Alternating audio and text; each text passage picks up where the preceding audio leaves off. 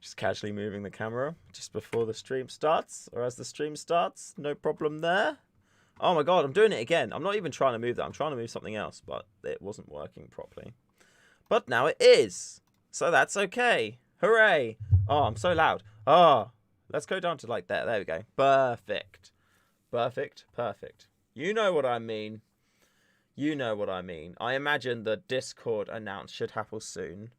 We are a little bit earlier today, and there are things to talk about. Look at that. Boom. It has gone live. There is the Discord notification. We are ready to chill, to airsoft and chill. Because that's something that we can do. Oh, man. There's so many memes at the minute. So much stuff going on. Have you seen the Halo carbine? I mean, the Halo carbine does look cool. I never really liked it too much, but it was alright. It was alright. Oh, hello. There we go. We are getting active. Active. Here we go. BS, James, what's up? Sam, Loopy Onion, hello, hello, hello, hello. Let me refresh this page and see if that works now. It should be visible. Because it is public. Oh, if I click it, it works. Oh, you can hear that anyway. That's fine. Let me go again. Okay, apparently it's still apparently it's still muted. Let me change this. Oh no, yeah, because that's what it is now. Boom, done. Will this work now? Yeah. Airsoft is cancelled. Boom! I said that without moving my mouth. Isn't that just ripe? Isn't that just a ripe sandwich for you all? Oh, hey Fabi. Hello, Mark Brown. Hello, welcome. We are a little bit earlier today. Yeah, we are a little bit earlier today. Glug, glug, glug, glug, glug. The reason being, the missus had her laser eye surgery today. Isn't that exciting? So, she's had her laser eye surgery today. We literally just got back. She is now in the bedroom, in bed, sleeping, trying to sleep it off. Her eyes are starting to get quite itchy. So, we figured we'd start the stream while she's sleeping. And then when she wakes up a little bit later on, I can like look after her and make sure that she's okay. So yeah, there we go. Stream is a bit earlier today, but that means more time for fun. And my foot is visible. It's always a little bit visible. Does that look like foot, or does that look like leg to you? I feel like potentially that could look like leg, like because I'm wearing shorts, so that could be some cheeky leg that you're getting to see. I don't know. Let me move things around a little bit so it's easier for me to see chat. I like being able to see chat. Chat makes me happy. Chat does make me happy. Let me do this. There we go. Boom. That can work. I mean, I don't really need to have that up on the other screen anyway. Oh, it looks like a third leg. Ah, mate. That would be even more sizable. Can I get that more in the middle? Like, I can't. My leg doesn't bend enough. If I sit like that, is it like penisy at all? It doesn't look that. Nah, it doesn't look super penisy, but it's a little bit penisy. Oh, how am I feeling about agents? How am I feeling about Airsoft being cancelled again? Agents of Shields, yeah, not ideal. It's sad. I was all excited, man. I was excited. I was ready. I was legit like, I showed it off in the video, but I'm super happy with this thing. Let me put it on. Let me put it on and show you, because legit, like, it's so handy. I did do this before with my first ghillie, before I was making gameplay videos. Like, I put the Face Pro and the Eye Pro in it, but this is like a step beyond that. So essentially, it's just literally the case of this comes in, comes on, goes down. I do need to get the side elastic bit over my eyes, and then that's it. Boom, just like that. My face is ghillied, my camera is there to capture people, and if I want to record, what's it? I just come up and press this button here like that. So boop, and then that's recording. And yeah, that's pretty much it. I do need to add the face protection bit, because I made another one. I made this as a face rig too. So this is literally just like, you know, it's 2 bits, cable tied the bottom bit to the top, and I cut the strappy bits off the side, and this works really, really well. So if I want to run like my M4 or something, I can whack this on. Boom, single piece, that goes on. However, when I want to be super sneaky, I can just put this on, and then it's good. Yeah, I agree. The goggles do need a little bit of a summon. I am going to add an extra leaf. I don't know if I'm going to do a brown leaf. I'll probably do a green leaf, but I'm going to do an extra leaf. Probably one of these ones here. I'm going to stick that like in the middle, because if I put it in the middle like this, I can still look down a scope okay, and my vision isn't really compromised at all. So I think I'm going to go like this to help break that up, but I'm going to check it as well. How well does it blend with the Novridge ghillie? It blends pretty good, to be fair. Let me get the video up where, I mean, I can always put it on. It's just, it is a little bit warm. But let me get the video up and I will show you. Although, do I have my iPro in on that one? I did. I think I did. Yeah. Oh, no, wait. Have I done that video? I haven't. No, that video has not gone live yet. No, that's tomorrow's video I'm talking about. It's not gone live yet. Do I need to edit that still? Yes. I think I need to edit that one still. Let me. I can open up the footage though. I can open up a clip from that video. See, I'm always making content, dudes. It's just trying to keep track of what's been done, what's not been done. Sniper loadout, here we go. Exports, I've not edited that yet. Let me open up. Here we go. I'm going to mute it as well, because just in case I say something not appropriate. Yeah, here you go. So this is tomorrow's video. So this is before I put the bump cap and the GoPro on the KMCS balaclava or attach it to this. So I'm actually in this one, I'm wearing this underneath the balaclava. So it just got too much of a faff for me. So I'd have to put this on and then put the balaclava on and then put the ghillie on. And it was just like, fuck this. So instead, I've now got it. So I just put this on and then put the ghillie on and then it's better. Let me get to I think I'll do some wide things. Yeah, so this is like what my my outfit would be as a sniper.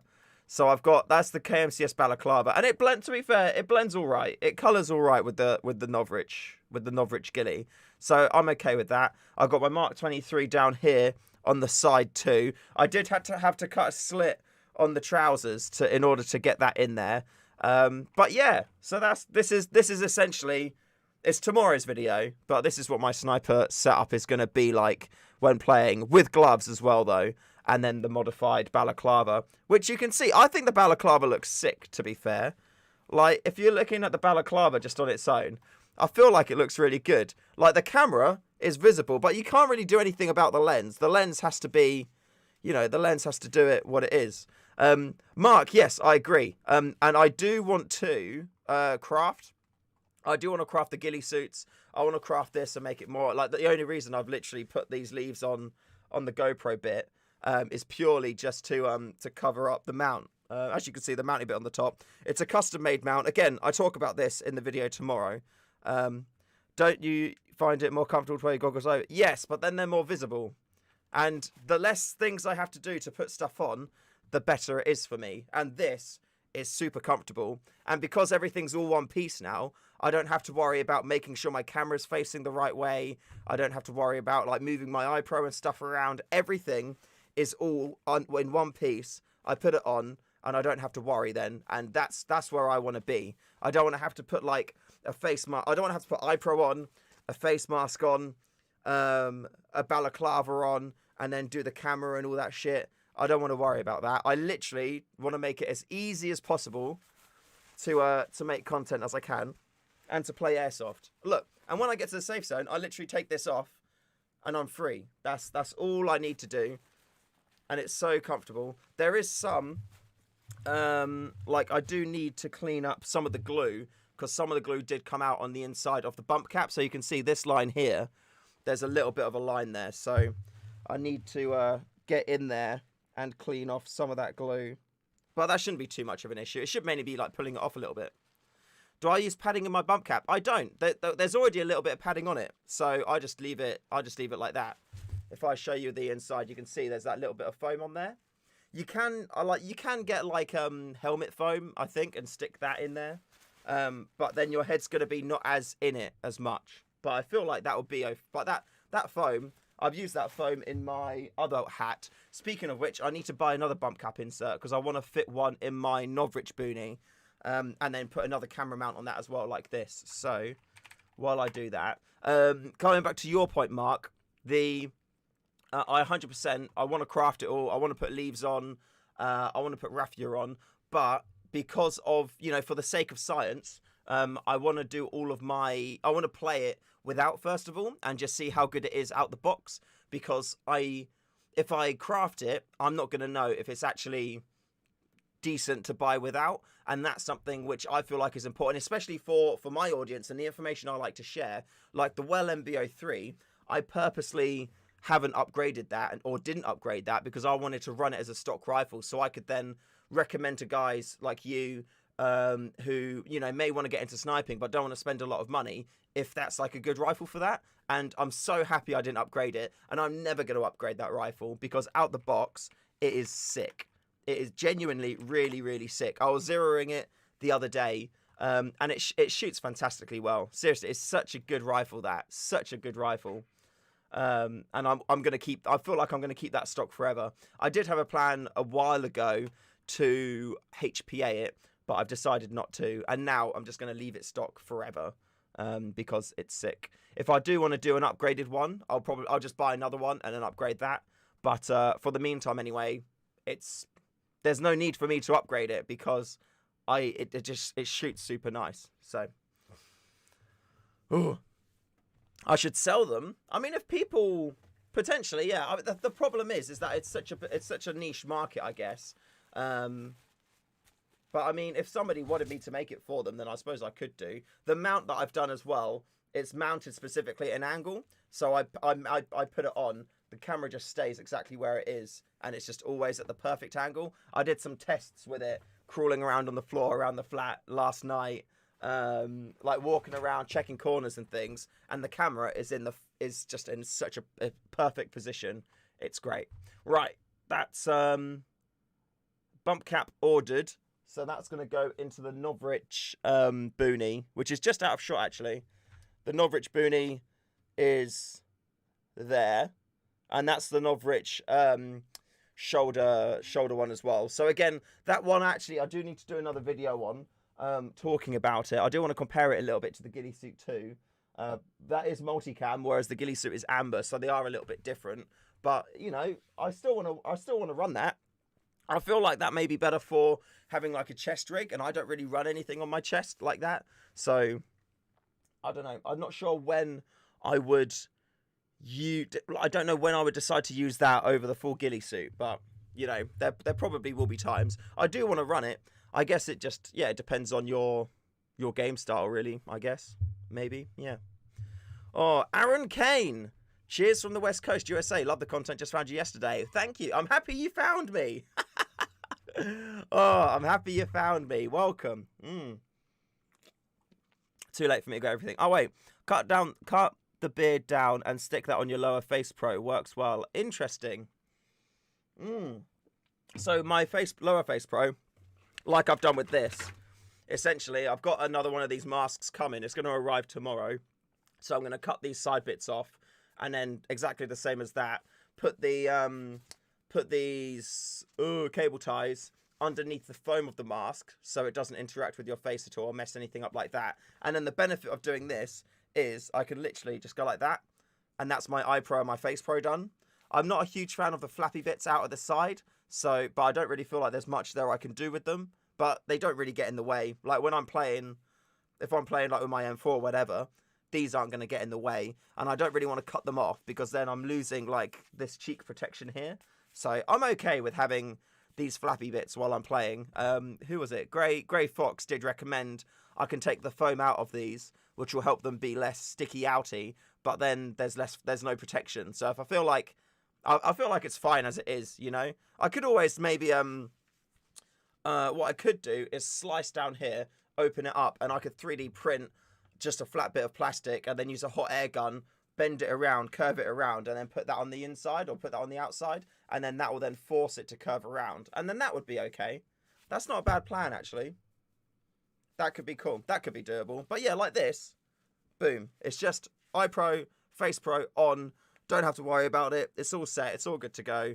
It's super comfortable. I don't have extra shit to play about with. And this one as well, this often could like press on my ears because of where the position of these flappy bits are. the plastic straps would then end up on my ears, and that kind of like hurt. So now I've fixed loads of stuff as well. I think loads of stuff. You heard we're getting some fancy masks from Novridge soon. No problem with flappy sides. Well, I'll have to test it versus my own one. See, look, I can also do this. I could just be like, yo, what's up, boys? Oh, wait, we're not airsofting yet? All right, I'll just put it up here. I'm like Iron Man, essentially, now. Look at that. I'm just like Iron Man. The only thing I don't like with these masks is my eyes seem to be, like, super low in them. Like, I feel like they should more naturally sit here, so my eyes are in the middle. But because of where the position of the nose is, my eyes end up super low. But it's okay, because when I'm on the floor, like this, I look up like that, and I feel like it gives me more vision, which is okay. So that works too. But yeah, so that's a quick and easy Face Pro, Eye Pro mod you can do, which is handy. I do need to as well attach this battery pack to this ghillie as well. I imagine it will probably go, depending on where holes are, to mount it. There's not really anything. I have to put a hole in the thing. I imagine it's probably going to go like this, or I'll mount it underneath the balaclava. Yeah, like that.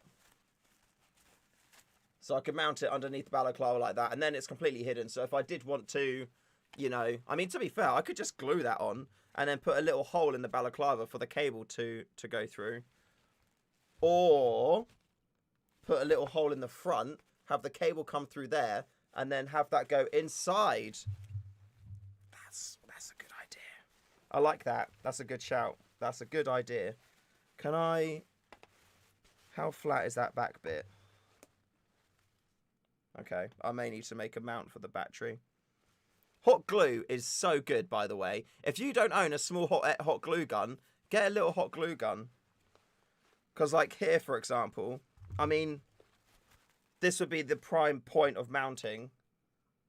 I suppose I could just put, like there. I could put a couple of holes in there, cable tie it down, and put a little dab of hot glue there, and then cable tie it, and then that should be all okay. The only thing is that the charging ports are a little bit of a different location, so if I mounted it that way, then I could put the cable in through the bottom and charge that up. Is that charged? It's 100% charged, so that's good. I think one of the ports on this one don't work though, so I need to check that. Oh, but yeah, it's annoying. Don't get me wrong. I've got another camera actually. I'm going to show you too. I need to figure this out a little bit because I haven't had a lot of luck with it. But I've got another camera to show you today, and you're probably going to be like, "That's sick." And I'm hoping this will be. I'm hoping it will be. I need to test it a bit more first of all. But yeah, I'll show you this. I'll show you this camera because this camera could legit change the way like airsoft snipers make their videos, okay? Genuinely it could. Genuinely it could. Right, so so this camera here, and bear with me. So this is the camera. It's a tube. It can shoot 4K, it can shoot 1080, it can shoot slow-mo. It's made by a company called Tacticam, as you can see there, Tacticam. If I take the bottom off, I believe it is waterproof. Easy to do. Low light, shock resistant. I'm fairly certain it's waterproof. Shock resistant. Up to 128 gigabytes. Yeah, 4K 30, 2.7K 30, 1080p, 120 FPS. It's got image stabilization. It's got an external waterproof mic. So because it's got an external waterproof mic, I imagine it is all going to be waterproof. There is rubber O-rings around the edges as well. So, oh my god, my eye. There we go. So that's the camera there. But the cool thing about this camera here, yeah, is the FTS mount. So quick note, Tacticam sent me all of this stuff, by the way, but I've not done a video on it yet just because I've not been able to get it set up and working properly yet. God, I feel like there's something in my eye. And what you do on this here is the camera mounts like that. And then this bit goes on your scope. And there's mirrors in here. So what you do is you look down here and the camera films exactly what you see. So if you've got a variable zoom scope, when you zoom your scope in, the camera gets zoomed in too. But it also sees the crosshair within the scope. So you don't have to worry about, when you come to editing your video, editing a crosshair on or anything like that, because it uses the one that's in your actual scope. So if you make adjustments to hit people, so if you have to aim like up and to the left to get your BB to go and hit that person, then you get to see that. You see where you're aiming and where the BB then flies. So it's cool, isn't it? You could literally like have it mounted any way you want. You could have it mounted up like that, like that. Do I have a scope handy to grab? Do I have one within range? Oh yeah, kind of here. Oh. So here's my SSG-10. It's a toy. YouTube, it's a toy. This is a toy. It's a toy. It's a toy. It's a toy. This here goes like that on the scope. And then there's your camera. There's your thing. And then when you're using it, you look through there and then boom. You're filming exactly what you're looking at. So yeah, it's they aren't like the most cost-effective cameras on the market, let's say. They are a bit of an investment. However, they could do really, really well. So I need to have a play with this, and I need to see if I can get it set up properly and working well. But this is a potential for some really cool stuff. So thank you again, Tacticam, for that. By the way, I'm going to be using my GoPro Max 360 camera next Airsoft day. I made this mount for it on the end of the barrel here, so you can see you mount it on, and then when you tighten this, there's no seam in it. When you tighten it up, that's the seam there as well. So then your camera just goes on the edge. So I'm going to run my 360 camera like this. Boom. Wait, that one hooks up to your scope. That thing is over 300, but so is a GoPro at Insta360. What are you talking? What do you mean? Insta360s and GoPros are different to what that camera is, though. Their lenses are too wide to film through your scope. It would look terrible. I'm going to be new to Airsoft after lockdown. Well, welcome. You've joined a good channel. We welcome new people and try and help them. Join the Discord and chat as well. And yeah, ask any questions on there. I'm wondering where to keep my stuff on site and not get it stolen. Should I wear a backpack? You can. Every time I've been to Airsoft, I leave my phone, my keys, my wallet, everything in my bag, and I've never had any issue. So I think you'll be fine. I think that you should be fine. Don't worry about it. I mean, if you are concerned, then if you're wearing like some kit or something that you can put it in, just put it in. Like take either wear a little backpack, or if you've got a spare pouch or an admin pouch. If you're wearing a plate carrier, just get a small admin pouch and put that on it, and then carry all your stuff in it. So it's all good. But I don't personally know anyone who's had anything stolen either, so I think it'd be fine. Does the cam thing for every scope? Yes, because it comes with these Sniper Buddy Fabby. So these are all a different size adjustment rings that you then put into here. So if you see, I could take this one out. This is the one that fits the Novridge scope, which is why I've got that in there. But they also have a little bit of play in there, so they're all numbered. So this has got that one's got a 7 on it, and they all have a little bit of play in there. So yeah, you just pick the one that's the right size, and then you put that in. So, but yeah, like I said, I've played with it. I've played around with this mount for a little bit, and I've not been able to get what I would say is good enough footage yet for me to warrant using it. But I have been told that I have done it wrong. So, and I'm not surprised by that, okay? I am not surprised by that at all. Ugh. So, what I'm going to do is I'm going to play with it a little bit more. And I'm going to see if I can get this working right. Because I've got a couple of accessories with it as well. There's like this double battery charging thing. And you see I've got 2 batteries in there. Just like so. And they're quite large batteries too. So I imagine you're going to get quite a bit of filming. I mean, they're what, 13 1350 mAh. So it's not the hugest capacity really, but you can run this straight off a power if you want to, but you need to run it with the cap off. So you're probably going to have like some kind of tape or some system on there to make sure nothing gets out of place. But again, I'm doing some research into it to see what I can get done. No worries, Fabi. Fabi, I'm messaging them like all the time, so we'll have a chat and I'll put in a good word for you. Speaking of which, Claire still hasn't replied to me. Can you sort her out for me? Sort her out for me. Can you make kill flashes? Yes, I do already. They're my little 28mm ones. So these are for red dot sights and like scope cams, the light and the 4K. But I can make bigger ones. I did make a bigger one.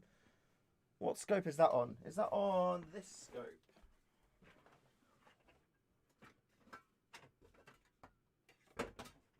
There we go.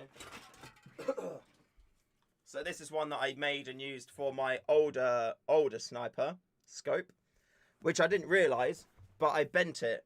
I don't know why I've still got... The thing is, this scope still works, to be honest with you. It still works and does the job. The only problem with it is that the end is bent, and I don't really know how to, like, if it's fixable. So if I hold it up there, this bit is like this. Yeah, you can see that's well bent in the video. Look at that. So it still works though, but now I'm like, I don't really need it. I'm just keeping it just because this was like my first scope now. But I guess, I mean, if somebody needed a scope, it's not a bad scope to use. I don't know. It's ultra low to the rail. So you need a 40mm. Well, I can do that for you, dude. This is press fit on. So yeah, like you see, it's just straight. Press it on, and that's all good. So yeah, I can do that for you. I do it ASAP. Thank you, Fabi. I appreciate it. Yeah, she's ghosted me. How dare she? How ruddy dare she? Yeah, I was excited about that. I was like, cool, let's get some cool stuff going. But sadly not. But maybe in future we can do. It's funny, they stopped commenting on my videos a few videos ago. I don't know why. I kept calling them out for free advertising on my channel, and then they stopped talking, and I was like, oh god, maybe I should have been so direct with my criticisms. I think that was probably the problem. Burn that bridge before we'd even cross the river.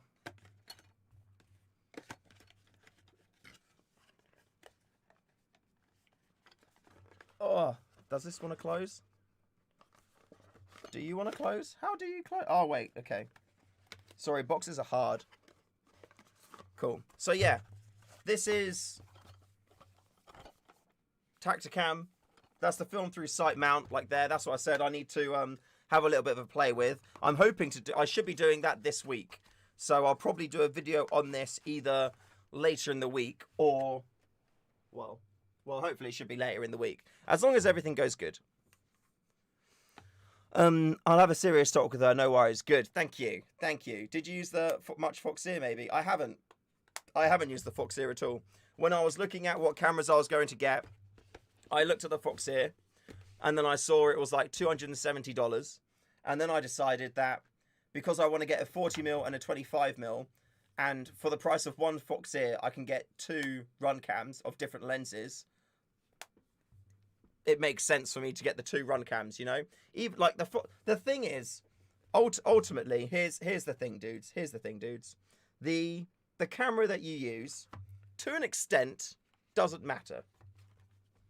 It is great to have a, you know, super fancy camera. It's great to have 4K, high frame rate, you know, looks super, super nice, all that stuff. Don't get me wrong, those are great things to have. But ultimately, the best camera is the camera that you have. So, and what I mean by that is, I feel like I've made a misstep. And I feel like I've spent a lot of money where I didn't need to spend a lot of money. Let me show you an example why. Run Cam 2 gang. Ah, boo. Where's It was so in my... Where is that? I think it's in here. Is it in here?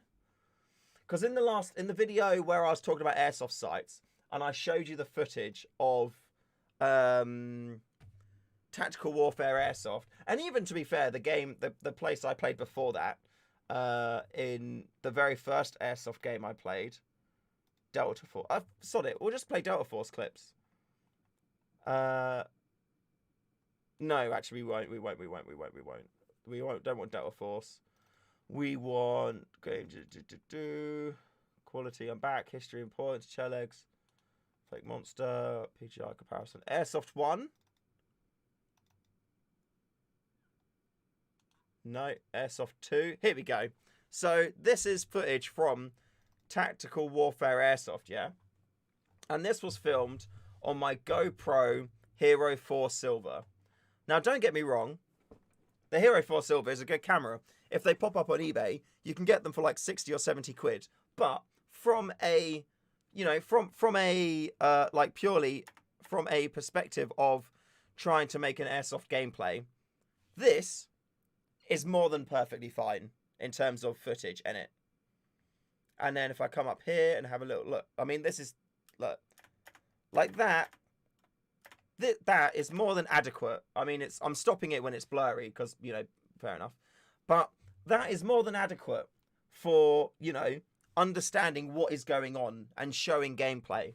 So that camera is in that cupboard there. But then I was like, I want to get a better camera. It's going to be so much better.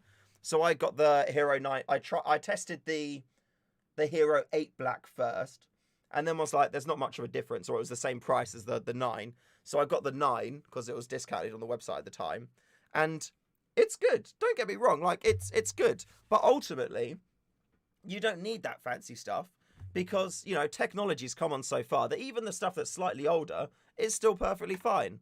Like, if my gun wasn't facing the floor the whole time, you can tell everything. You know what's going on here. You know that I'm looking, what's going on. You can tell it's muddy as fuck. You tell I'm in a village and that I'm like peeking corners and looking for people, Look how dirty it is, man. Oh, my days. Like this is perfectly fine. This is the raw footage, so you're going to get a little bit of compression when you export it, depending on your settings, unless you don't, but you're always going to get a little bit of compression. But this is perfectly fine. So if you want to make gameplays and stuff, you don't have to worry about having lots of super fancy kit. You can just have like a GoPro Hero 4 Silver, and you can get them on eBay. Like, well, when they come up on eBay, usually they come up for like, what, 60 quid, I think? Hero 4 Silver. Hero 4 Silver, plus accessories, £80 plus postage, 55, 35, 49. There you go. Boom. I mean, don't take me down. I'm not selling anything. I'm just looking at it. But look at this.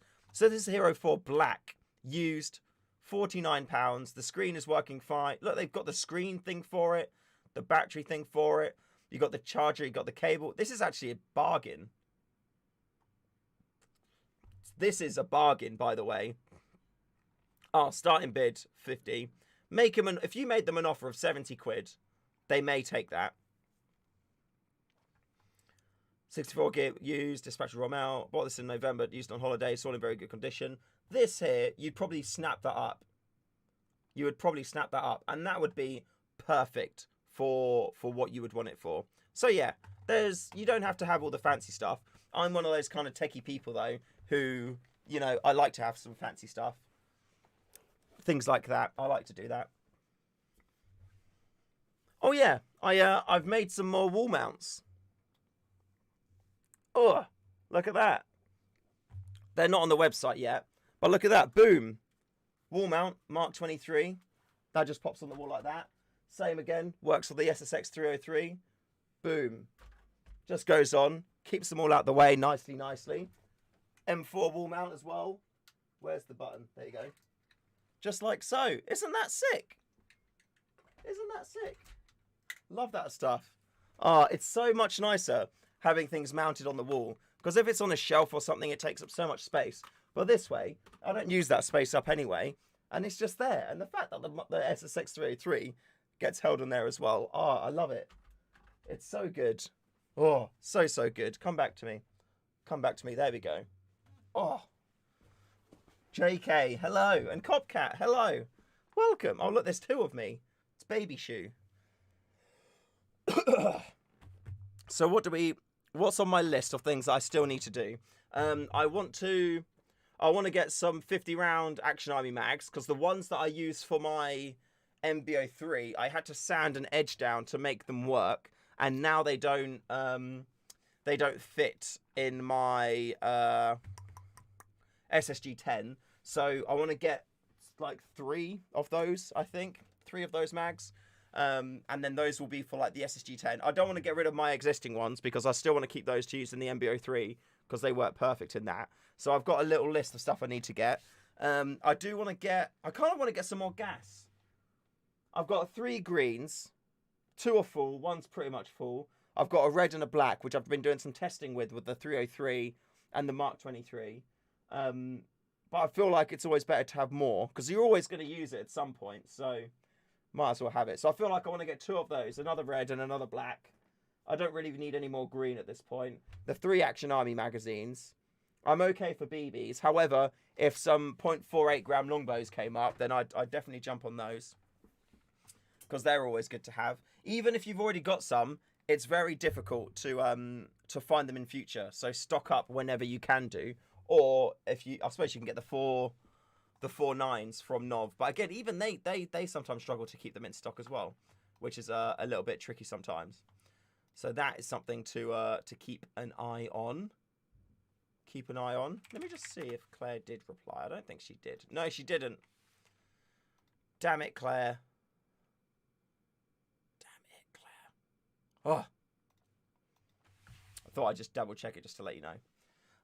Would I make a carbine kit for the Mark 23? I don't know. I've thought about it a few times, but I don't. For me personally, I don't feel like it's something which is, it's something that pre-exists. And if I have an idea for it, how I can make it better, or I can introduce new features or something like that, then I will definitely do that. But yeah, I don't really feel like, the whole reason Project Airsoft exists is to essentially fix problems that people don't know that they have. So like with the Mark 23, for example, with the little twisty thumbscrew thing, people didn't realize that was a problem. So I was like, here's this thing now, and then people realize, oh my god, that makes sense. So I mean, it's the kind of thing where I could literally just sit down and I could spend a few weeks and just make every kind of accessory that's already available on the market. But there's no point in me doing that, because that's not innovating. That's not pushing Airsoft forward. That's just me going, I'm going to sell this thing as well now, and now I can, make some money from it. But I don't want to do that. I don't want Project Airsoft to be just making stuff that already exists. I want it to be all about making new stuff.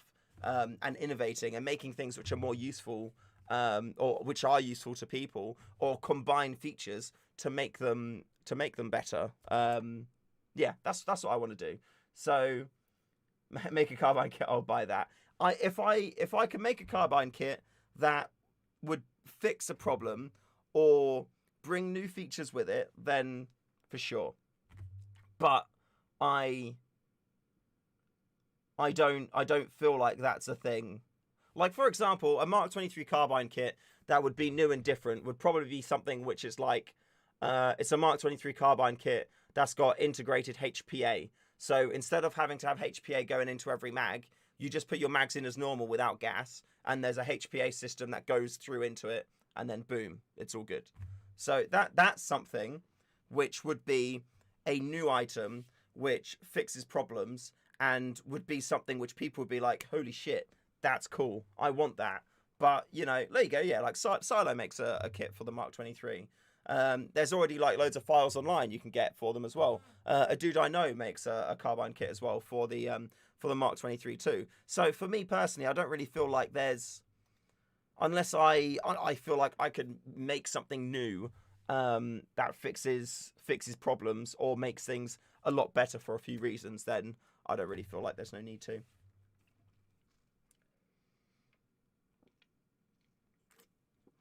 You're welcome, Copcat. These. You give me a brilliant idea. I think I'm gonna fit my fast helmet into a KM6 balaclava. Do it, man.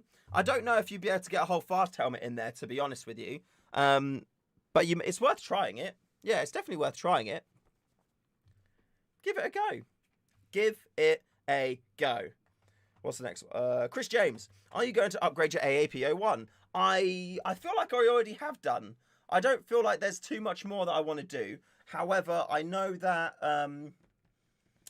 Hadron Designs has been playing around with the TDC, so I'd put that in. I'd love to put that in to test that out and see how that goes, because the TDC is pretty wank on it, to be fair. Let me get it quick.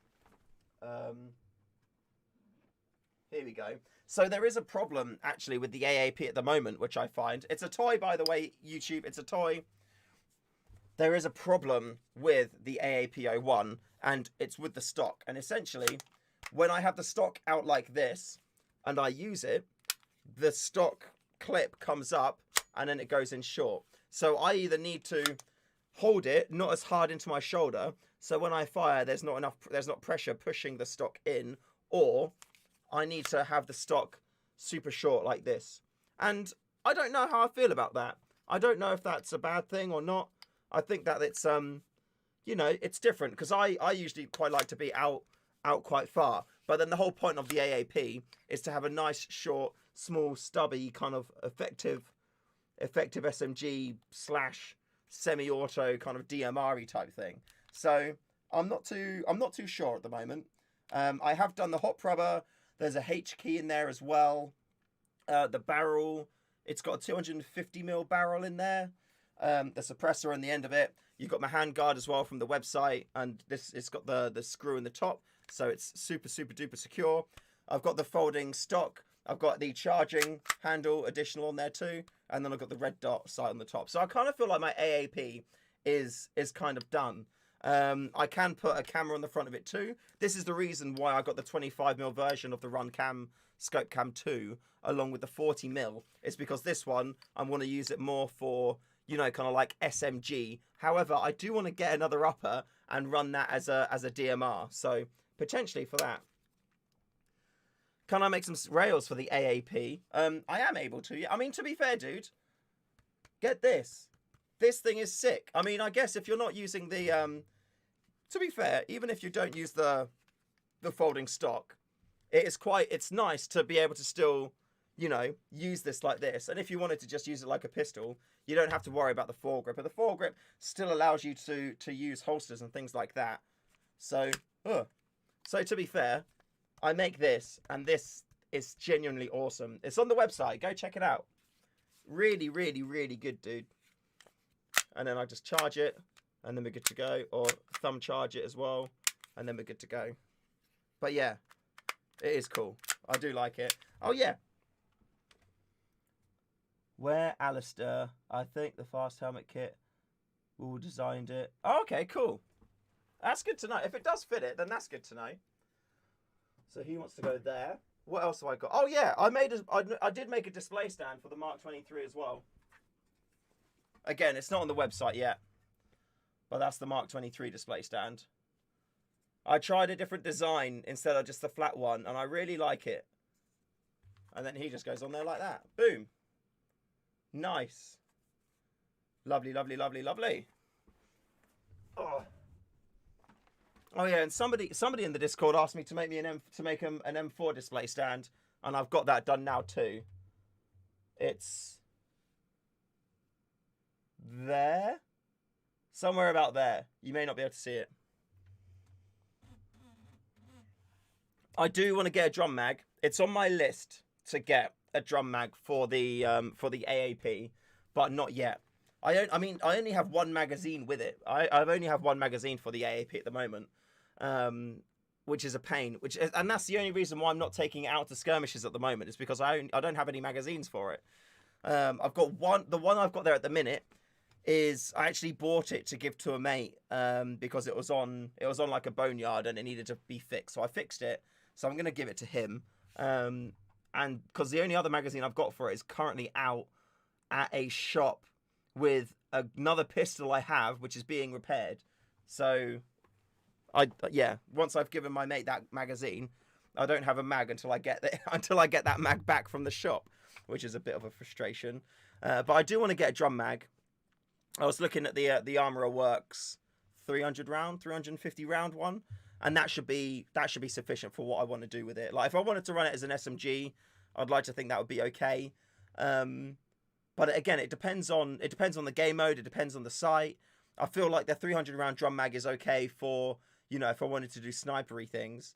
I don't really like having, you know, like 28, 30 rounds in a primary gun anyway. Like when I've got it as a like in a Mark 23 or a sidearm, it's okay because you're only going to be using it a little bit here and there. But when you've got it in your primary and you're expecting to use it, I would like more rounds ideally. It's just the same with like snipers as well. I'd much rather have a 50 round AA mag rather than a like a 20-28.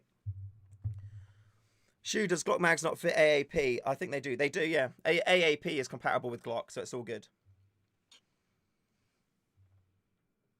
Do you work with CAD or is 3D printing a hobby? I'm full-time Project Airsoft and YouTube. Although I don't earn anything from the YouTube because monetization isn't on at all. Although there are videos with it with adverts on.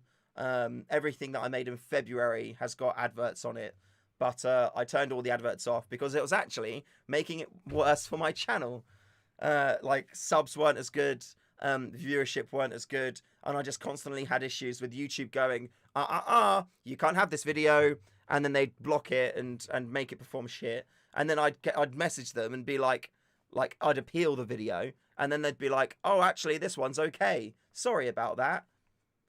So it's just not worth the hassle, you know. I'd rather it's my focus. It's more important to me to grow the channel than to try and get some money out of it, you know?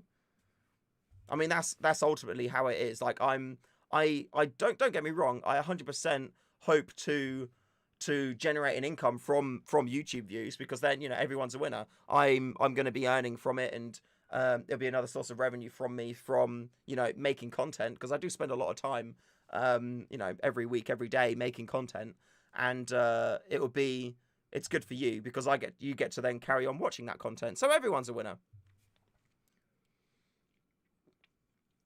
I do want to look into turning on, maybe in April, I'll turn on the channel, because there's that, what's it called? It's like the membership, channel members.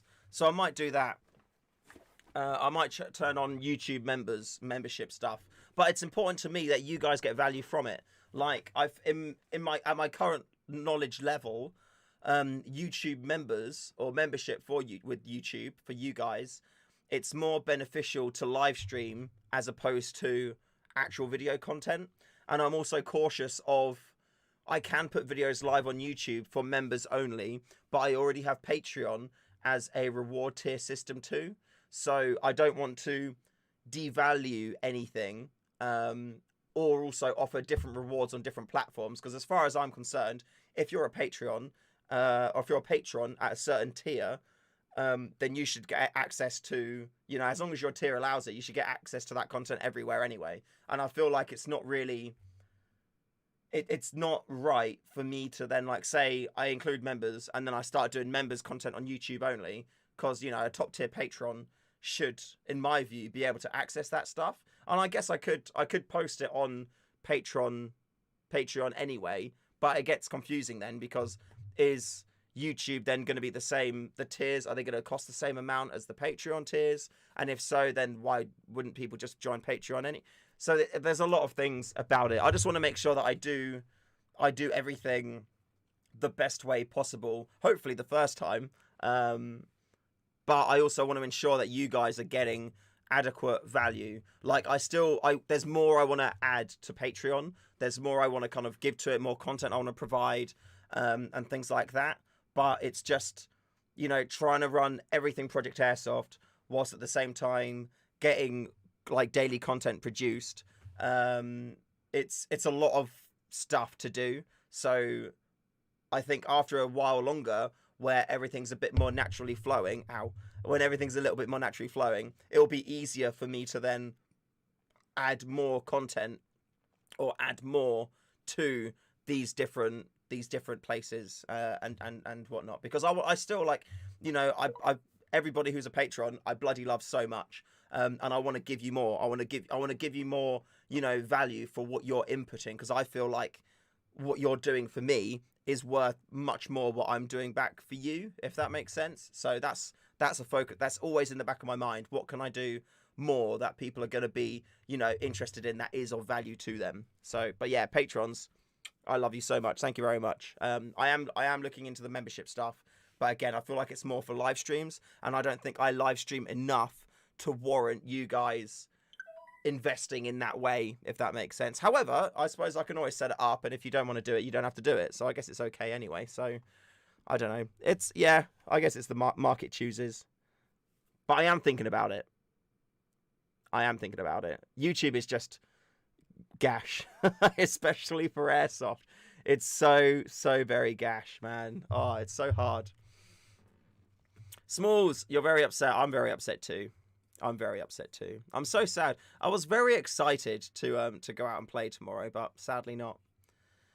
How can I put a red dot on my Mark 23? Lee Hutchinson. What you can do is you can buy Picatinny mounts. Even Hadron Designs do them. If you go to Hadron Airsoft Designs website, there's a Picatinny mount you can get that goes on the rear iron sights, and then after you've got that, you should be able to, like, depending on what your red dot is, it may have come with a Picatinny adapter, or you can get a Picatinny adapter to then mount your red dot plate on it. Or you can just get a red dot plate straight away and put that on your Mark 23. Usually, again, over the rear iron sights as well. Or you can also actually get, I think Hadron, again, started doing it. It's a TDC plate that's got Picatinny on it as well. So there's a few different options for you there.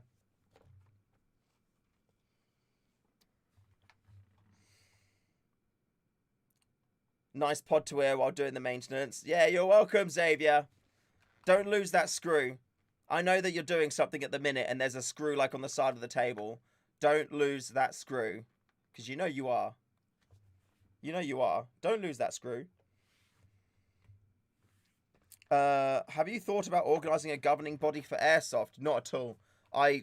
Politics and stuff, it's too confusing for me. I feel like UCAPU would be the perfect people to do that, and I've heard rumours that they are looking into it. But one thing that I would like to know, because it's all good, well and good going, let's get a governing body so Airsoft is a recognised sport, so we can go and play during pandemics and whatnot. But what I would like to know is what benefits, and if any, what negatives will that bring to Airsoft? I don't know what that would be. Having a governing body, what will that mean for Airsoft beyond being able to play a few days earlier during a pandemic? You know, I am curious to know that. So if somebody can explain that, I would be happy to support it and get involved to, you know, the extent that my knowledge would allow me to, and that my time would allow me to. But again, I don't know what benefits it will give to Airsoft. I'm sure it will do. I'm sure it's going to be better ultimately, and will help to drive Airsoft forwards and other things like that. But I don't know the details of it. So hopefully it'll be good, but not myself at all. I'd happy to help out where possible. What's the best 3D printer? Cheap 3D printer from Pushed Chicken. I thought it said Pouch Chicken. I would say it's good to start off with maybe the Ender 3. And there's a load of... There's like an Ender 3 V2, Ender 3 Pro. I think the Ender 3 V2 is probably one of the better ones to start off with, because the Ender 3 kind of revolutionized 3D printing in the way that its gantry design kind of came about, to the point where loads of other printers copied that design, and it's become a staple. Like my first printer, after the one I returned, was the CR20 Pro, and that was essentially, it's the same design as the Ender 3. It's got the gantry, it's got the moving forward hotbed, and it did the job. It was very, very good. I didn't like the auto leveling because it never really worked for me. But yeah, I'd say for new people, Ender 3, very good starting place. And then whichever version of the Ender 3 falls within your budget. If you can't afford to get like, you know, the Ender 3 V2 or the Pro or whatever, the standard stock Ender 3 will do you right. So yeah. There you go, Francis. I have a highly upgraded Ender 3 Pro and it works amazingly. Yeah, it's good. Philip, get out of my pub. What are you talking about? Ender 3, man. As a note though, I have not used an Ender 3. I have not seen one in the flesh before. I want to be centered in my camera. It keeps moving. There we go. What's going on there? Oh, this stuff. People talking about, what are they talking about? Oh my days. A very long talk there. Oh my days. Okay, we'll read that later on. Oh, what was I saying? Yeah, I've not used an Ender 3. I've not seen them in person before. I've used one based off the design principles of an Ender 3, the CR20 Pro, and yeah, very good. So I would, yeah, for anyone new coming into 3D printing, I'd say the Ender 3 Pro or the Ender 3 V2 Ender 3. I run Ender 5s, so I've got two Ender 5s here. The only things I've done to them are I've put dampeners on the motors. I then also put the electric-y thingies, the I can't remember what they're called, but I put them in. I then took them out because I realised that was just worse for the printers. So I've got dampeners on all of the motors. I changed them to direct drive, so it's much better with like flexible materials. And what else did I do?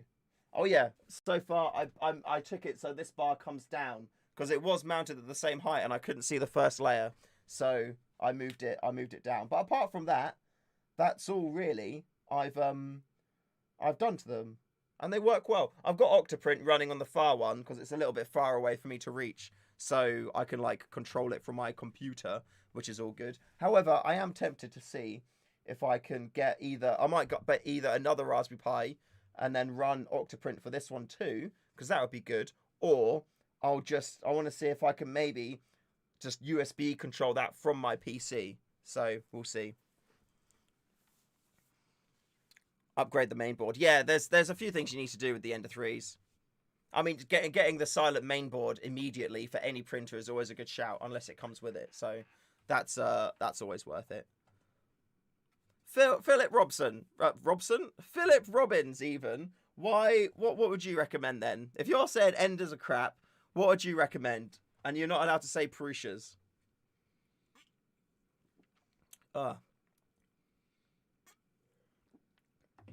Yeah, I'm curious what you would say. I do want to get a dual extruder printer at some point. The next one I would get, well, there's two that I would look at as next ones to get, and potentially I would swap these out for them. One would be it would be a Prusa. It would be the multi-material Prusa. So I can then have like, you know, different colored filaments on there. I can print different ones and all that kind of thing, which is good. The other one I would get is got like two print heads on it, and it's on linear rails, so they can, while you're printing one thing, it will print the same thing at the same time. It will print a mirror of the thing that you're printing, which is very handy because that means I can then print like the AAP grip, for example. I could print two of those at the same time, and it take the same amount of time as it takes to print one. Enders, you need Dot to sort that out. Huh? What does that mean? What does that mean? Granted, like, I mean, the printers I got, usually you do need to do something to them, but at the same time, so does, like, every airsoft gun, according to, you know, almost every single airsofter in the world. Like, whenever anybody buys an airsoft gun, they're always like, what should I upgrade first? Should I do the barrel? Should I do the hop rubber? What should I upgrade first? Just leave it alone. Just leave it alone. It's fine. Hello, SMF Airsoft. Your Majesty Dot Cotton. Why is Dot Cotton involved in this now? This is a very strange. Why is Dot Cotton here now? Oh my days. Look, can we all just appreciate how tidy the room is, by the way? Can I go? Oh no, that is as wide as it goes. Isn't it well tidy in here? Since I've put those shelves up there and that shelf up, and there's even shelves here too. Oh, it's so much better in here as well. And oh, EastEnders. Gotcha. Okay. Yeah, I'm with you now. Sorry, it was just a bit of a painful connection, but I understand. I understand. Oh, thank you, SMF. I can be. I'd get distracted. I'm one of those people that when I'm clearing up somewhere, I find something that I haven't seen for a while, and then I play with it for a bit, and then I'm like, okay, cool, I'll put that down, and then I'll go and find something else that I've not seen for a while, and then play with that for a bit. It's a bit of a pain. I have lost something though. I was avidly looking for it yesterday, and I've not been able to find it yet, and it's a real pain in the butt that I can't find it, because essentially it's a little case that I used to keep all my memory cards in, and it's yeah, it's a pain because there's like there's two 256 gig SanDisk Extreme Ultra SD cards, and there's a shit ton of micro SD cards, and I can't find it, and it's a pain because now I've got the extra run cams and stuff. I want to like just memory card everything up, and I haven't been able to find it, and I've got a horrible feeling that it accidentally fell in the bin and I've binned it, and I hope that's not the case. I've literally looked everywhere for it. I've been through all of these drawers down here, looked across all the desks of the printers, my backpacks, my camera kit bag, everything like that, everywhere where it possibly could be. It's just not. I can't find it, and that's a pain because that's like a couple £100 worth. There's no footage on them at all. It's just the case of it's just the cost of it, which is a right faff, really. I guess I don't really need that many memory cards anyway, but it's yeah, it's not good. So I've got a few coming, I think tomorrow or Tuesday. I've got a few more ones. What camera do I use to live stream with? I use the Canon 5D Mark IV. And I've got my 16 to 35mm lens on there at the minute. If I do this, you probably... Oh, wait. If I do this, you can see it. There you go. So it's full on proper DSLR. Yeah. I mean, that camera alone is like... What is it? I think when I got it, it was like £1,600, £1,700. The lens is about £700. So it's like a £2,500 webcam at this point. But that's what I use to make all my epic YouTube videos on and whatnot. So it's good. Get the laser live stream camera with a built-in light. Nah. That ain't gonna be nothing compared to this. And I've got a big old softbox up there. I've got a big old softbox up there as well if I want to use that. Although I do want to move that or just get rid of it because I don't really need to use it at the minute. But yeah, I am a camera guy because I make. No, the 5D is a banger, man. Ever since they made, because they shot a season finale of House on a 5D Mark II, and ever since that I was like, I want to own a 5D at some point in my life. And when I was looking to move cameras, I was like, yeah, now's the time. And the 5D Mark IV literally just released, and I was like, I'm getting that.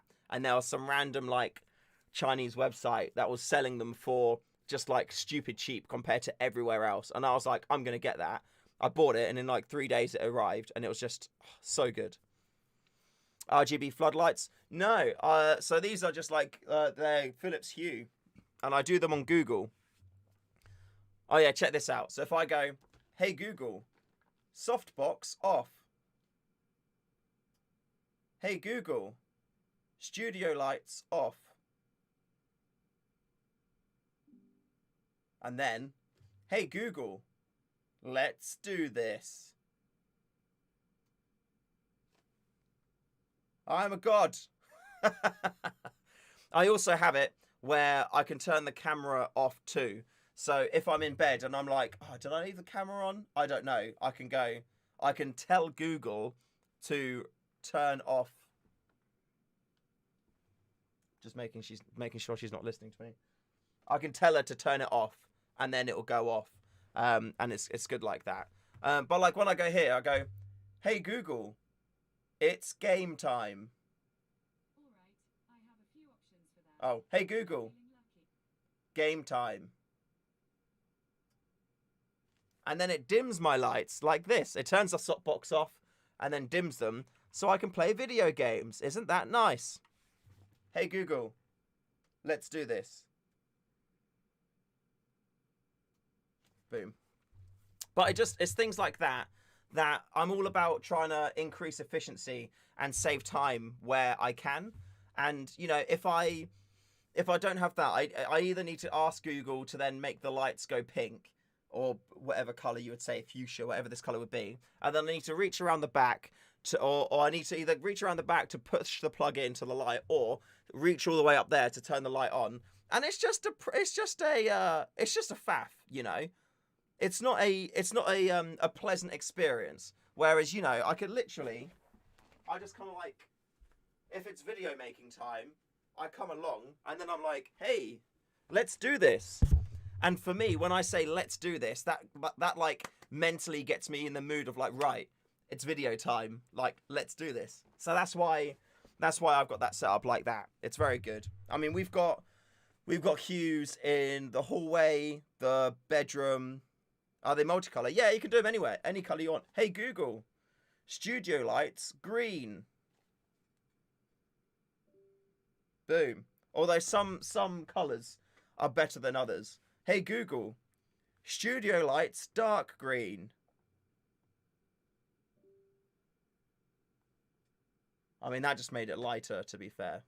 That's why I do them red, because red is like the best, I think. Hey, Google. Studio lights, blue. I mean, that's not bad. That's cool. But I feel like the red one is the best one. Hey, Google. Let's do this. I feel like this is... I mean, the blue does look good, to be fair. Oh, they're too much. Greatest Legacy. There's a ton of cheaper options out there. I haven't used them, but I know of people who have used the like cheaper alternatives and have had a great time and have saved money. So you know, Philips Hue are a bit expensive because you need to get once you've got the hub, you need to get the hub. There's switches like that's here. That's a Philips Hue switch, and they're quite handy, to be fair. They magnet into their little socket like that, so then I can just do, like, you know, oh wait, off. There you go. And then you can change it so when you press this, you can have it set so when you press it again and again and again, it changes what the lights do. And you can program it all. But again, it's just a bit of a faff. And you can dim them as well using these ones here. Hey Google, let's do this. But it's just, you know, we have technology that can make our lives easier. So we may as well. Yeah, I feel like Philips are going to be the best. They're the most expensive for sure. And I imagine there's going to be a reason for that. Like, you always say, you know, people go, these companies are so cheap. But Philips are probably the ones that did all the R&D and paid for all of the production and stuff. And then these other companies are coming in and being like, oh, I'm just going to take their designs and what they've done and whatnot. And then we're going to make some lights too. So you may as well support the original. Oh, hey, Mustang. Speaking about supporting the original, when's the KMCS 3.0 going on sale? I'm sure there's people in chat who would like to know updates on that. Or all of your KMCS suits stuck in the Suez Canal. Can you point out which container they're all in for us so we can see whereabouts they are? Oh. Oh. I need to put this Glock away as well. Oh yeah, look at that. This is something which I discovered the other day. Let me get my which one can I do it on? Can I do it on this? I'll do it on this one.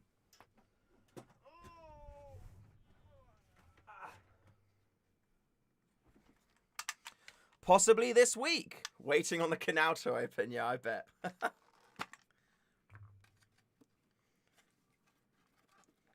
So, check this out. You may think this is just a Well MB03 VSR, and in that case you would be right. However, if you just take your humble Glock, it's also a holster, like that. So when you're playing, your Glock is in there. It's actually surprisingly comfortable in your shoulder, and if you do need to draw, you can draw it out, and then you can just one hand cock it, and then you're good to go. Isn't that sick?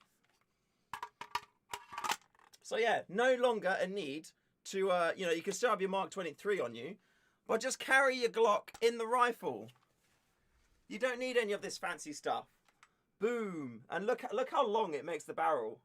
Oh my God, it's like a 3D movie. Go to see my little friend. Oh, look at that. So yeah, you'll be here, and then you'll be like, oh my God, there's a man. There's a man over there. Boom, boom, boom, boom, boom. Bye, man. And that is how we do. Where's my phone? I need to put my phone back in. Oh yeah, question. Ignore the hole cut out for this one, because this was a tester. But if you could buy pre-cut foam for VSR stocks, would you be interested in that? Because I've got the foam, and I've made a template, and I've put the foam in this and in my SSG-10. But I've been like, I don't know if people would want to buy it. So let me know. They'd be quite cheap, to be fair. Oh my God.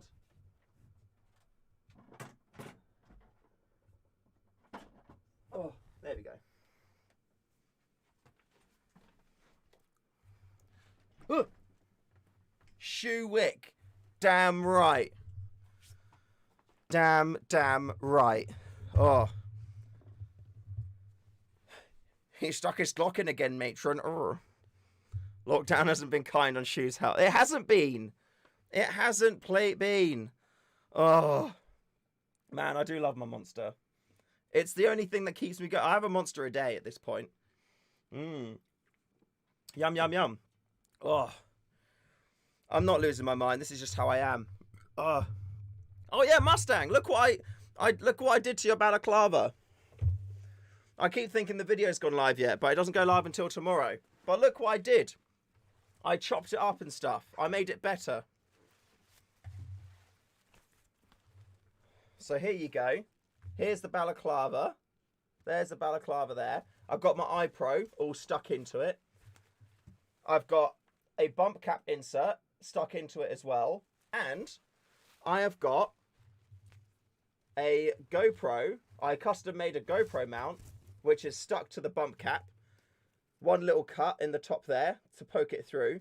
And then I custom made this case as well, this little clip-on case for the GoPro, which you can then stick leaves onto. Look at that. I'll put it on.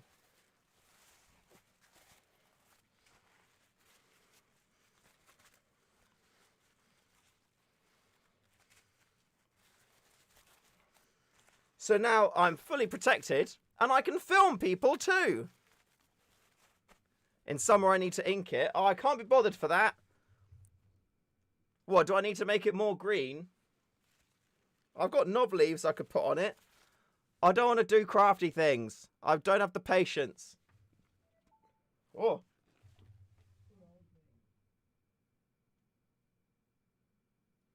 What? Google just spoke to me, but I don't know what she said.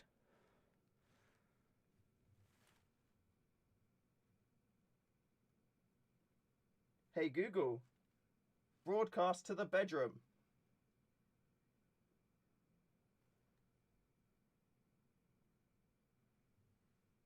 Hey Google, broadcast to the bedroom. What's the message? Did you just say something? All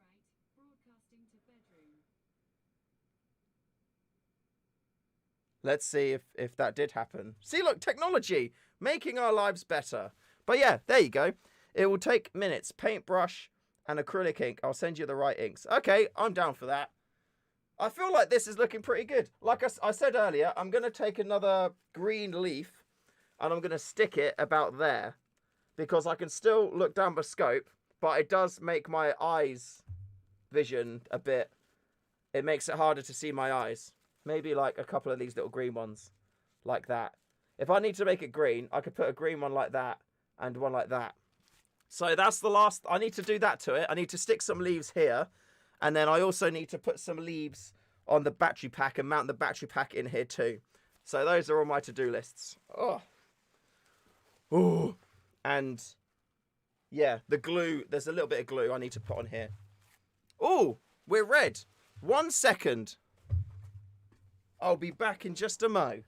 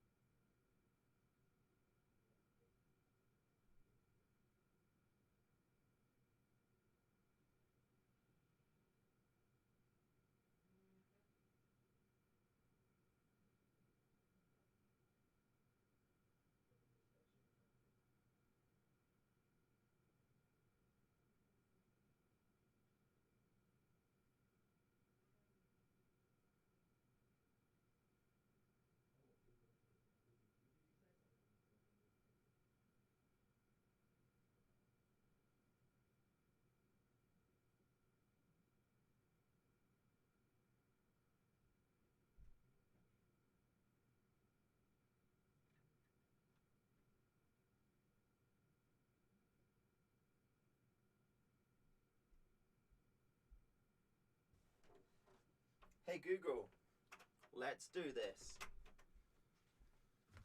Oh, I am back. Oh, I am back. Sorry. So as some of you may have missed, my lovely missus, she had laser eye surgery today, a couple of hours ago. We got back and I kicked the stream off straight away because I'm going to be looking after her, with cuddles and snuggles and stuff later on today. But yeah, she her eyes were streaming, but so I had to give her a little bit of tissue. But she's doing well now. Google doesn't like to listen to her, so she did try and say something through. And it's good because sometimes our cats at night will like meow quite a bit. So we'll tell Google to broadcast, which means that you say something and it will then play it on a different speaker in the house. So we got one in the kitchen too. So we'll go like broadcast in the kitchen and then she'll be like, what do you want to say? So I'll be like, hey Simba, come here Simba. Simba, hey Puss, come here Puss, Puss, Puss, Puss. And then he'll stop meowing and he'll run to the kitchen, I guess thinking I'm there. And then he'll be confused and he'll stop meowing for a while. So then, hopefully, we can then try and get to sleep in the time where he stops meowing. But we also, because I can't really hear people outside the room, we have different signals. So if she needs me, she'll make the lights go red, and if there's food, she makes the lights go green. So it's good having this way of communicating with each other. It's very good. We do it with each other all the time. And yeah, it went red, so I was needed, but she's okay now. She had both of her eyes done, and she has to keep them shut for a long time and sleep for a while. Apparently, it feels like there's a million eyelashes in each eye at the moment, which isn't ideal. But yeah, she seems to be coming on well, and she was able to read stuff which was far away, which she wouldn't have been able to have read before. So that's very good.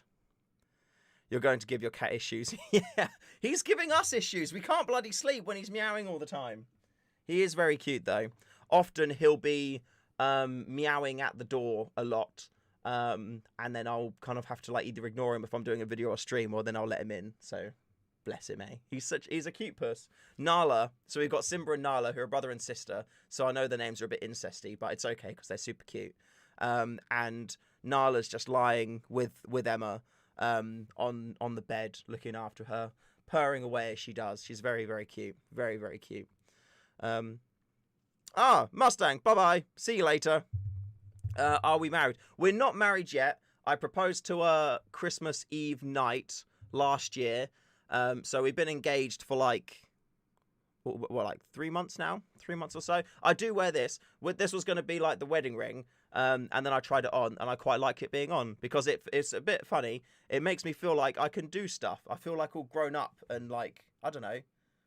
Yeah.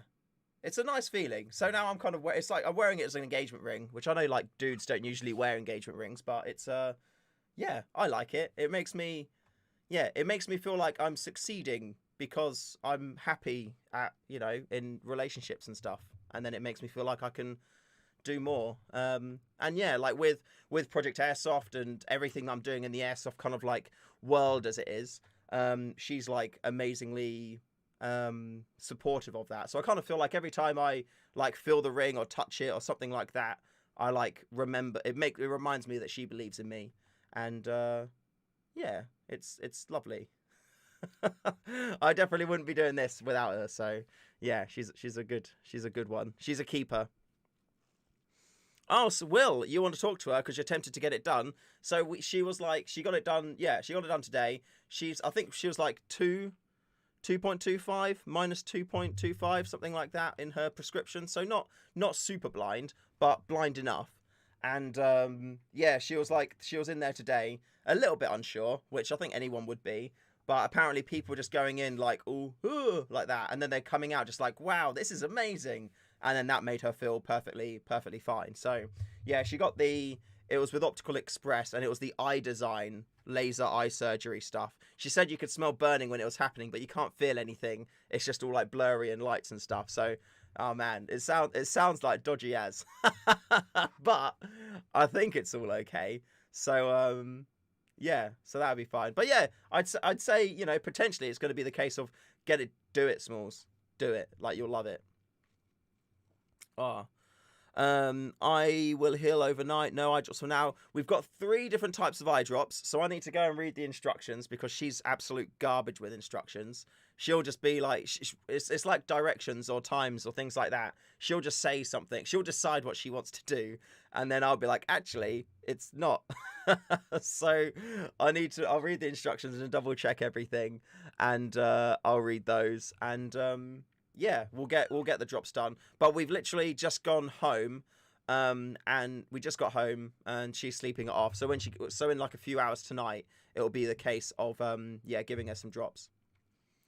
Greatest Legacy, yeah, that's how they did it. So she did the LASIK, because there's EK and there's LASIK and LASIK. I think she had LASIK, so LASIK one, the IK, and that's when they laser a flap, lift the flap up, do the thing, and then they put the flap back over, and it heals. Apparently, like the flappy bit on the eye heals like almost instantly, and yeah, then it's just a case of resting and stuff. I believe there's another appointment tomorrow, which we'll take her to have like a day after check, because if there's any issues, they can address it straight away. But everything was all perfectly good. And then I think there's another one in a week, and then at the end of the month, and then I think at that point it's okay. T-Hud, the friendly airsofter, would you consider adding protective casings for the GoPro in the store? Potentially. I mean, at the minute, I do GoPro angle savers. And what these are, they're these angly things here like that. There's a bit of double-sided tape on the back. And what you do with this is, say, for example, where is my hat? I don't know where it is. Oh, it's in here.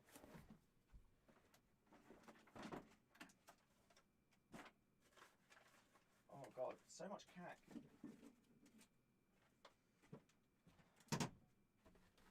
Here we go. So say, for example, this is your hat here. Your GoPro mounts there. What you would do with this is, these come in a pack of 4, all different angles. You would then take this and you would stick that either on the back of the GoPro case, like with the foam, or if you've got plastic here, you can stick it on that. And what that does, as you can see, your GoPro will not then be able to bend back that far. So use the one that's the right angle for you. Or if you need more of an angle, you can stick them on top of each other to give you more of an angle too. And then it keeps your GoPro from moving backwards. Because I found that when I played, if I was running and hit like some branches or something, the GoPro would angle backwards and then all my footage was garbage. So that's why I do this instead.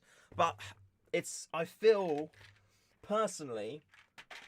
like it's better for everyone to craft their own system to what works for them, because not everybody runs their cameras differently, you know, and that's why I decided to do this. This setup isn't going to work for everybody. It may work for some people, and it may be the right angle for some people, but what I did when I made this, like have I got the one? Oh yeah, here you go. So you've got the camera, you got the case thing that I made for it as well, which is there, and then you've got the actual mount to the bump cap insert.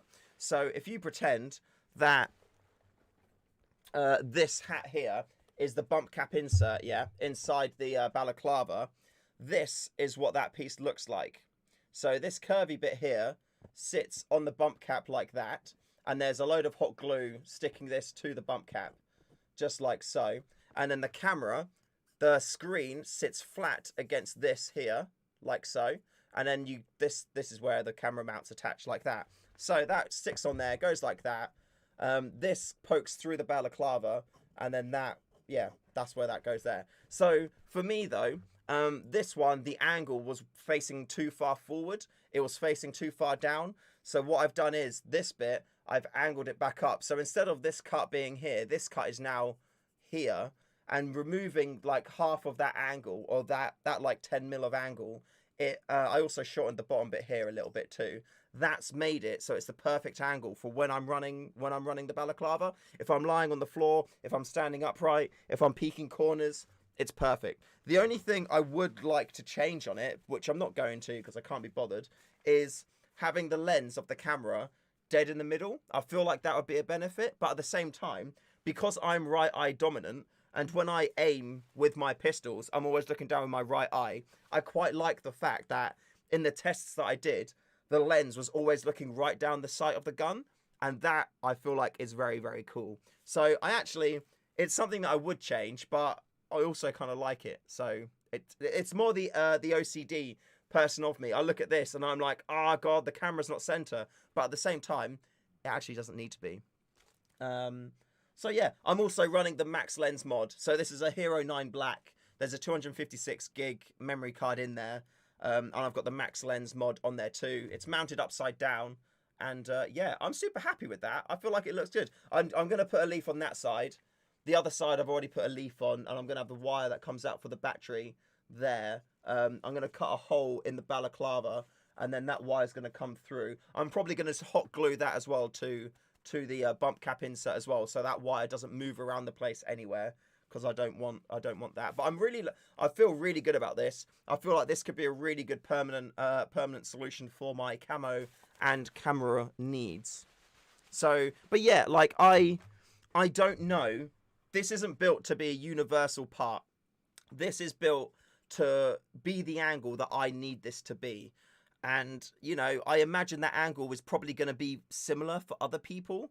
And it may work okay. Like I could print another one out and maybe I could sell a bundle of this plus the bump cap insert, and then people can then build them up as they want to. Like I could maybe take this, but it's just messy, you know? It's just a bit messy.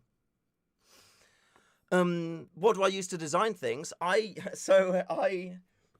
feel so embarrassed when I say this. But then some people go, oh, wow, you can do what you make with that. That's amazing. So I use Tinkercad, okay, to do all of my designing. Reason being is when I've attempted to learn Fusion and SolidWorks, it just confuses me. And my brain just can't seem to understand it. I'm like, what the fuck is this? I just can't do it. Tinkercad is used to teach children how to design. It's completely free. It's web-based, so I could literally go to any computer anywhere, log into Tinkercad, and boom, I can start designing stuff, or I can carry on, I can tweak designs, and that's something which I bloody love. But yeah, it's super easy. It's free forever. With Fusion, you can get like year-long. You get it free for a year as a student, and then you have to redo your free student stuff to get it free again. So it's yeah, it's for children. But Fusion and SolidWorks confuses the hell out of me, and I get on really well with Tinkercad. I find it super. I mean, I could like this here, for example, I fully made on Tinkercad. And it does the job. It does the business, you know. I feel like Fusion and stuff is great if you know the exact details and things like that. Then that's perfect. Then that's good for you. But I feel like, you know, I like to a bit more. I'm not very scientific, or I'm as scientific as I need to be to make stuff, you know. And then I start to, like this top bit here. I made the piece, and then I was like, I want to round the top off. So I got the arch shape that's in there, and then roughly made it the right size that I needed it to, and then boom, took that material away, and then it's done. And it's, you know, it's a super solid part. Like, it's absolutely insane. With Fusion, you get it free as a hobbyist. Yeah, but I'm not a hobbyist. I do this for my work, so I would need to pay for it. Whereas Tinkercad, I believe, it's completely free all the time. You don't have to say you're a student or anything. You just make an account and then you can use it. So, yeah. For video editing, I use Premiere Pro. I use Adobe Premiere Pro, and I would recommend everyone to use Adobe Premiere Pro. It does cost money, which is a pain. But you can. Well, you can't.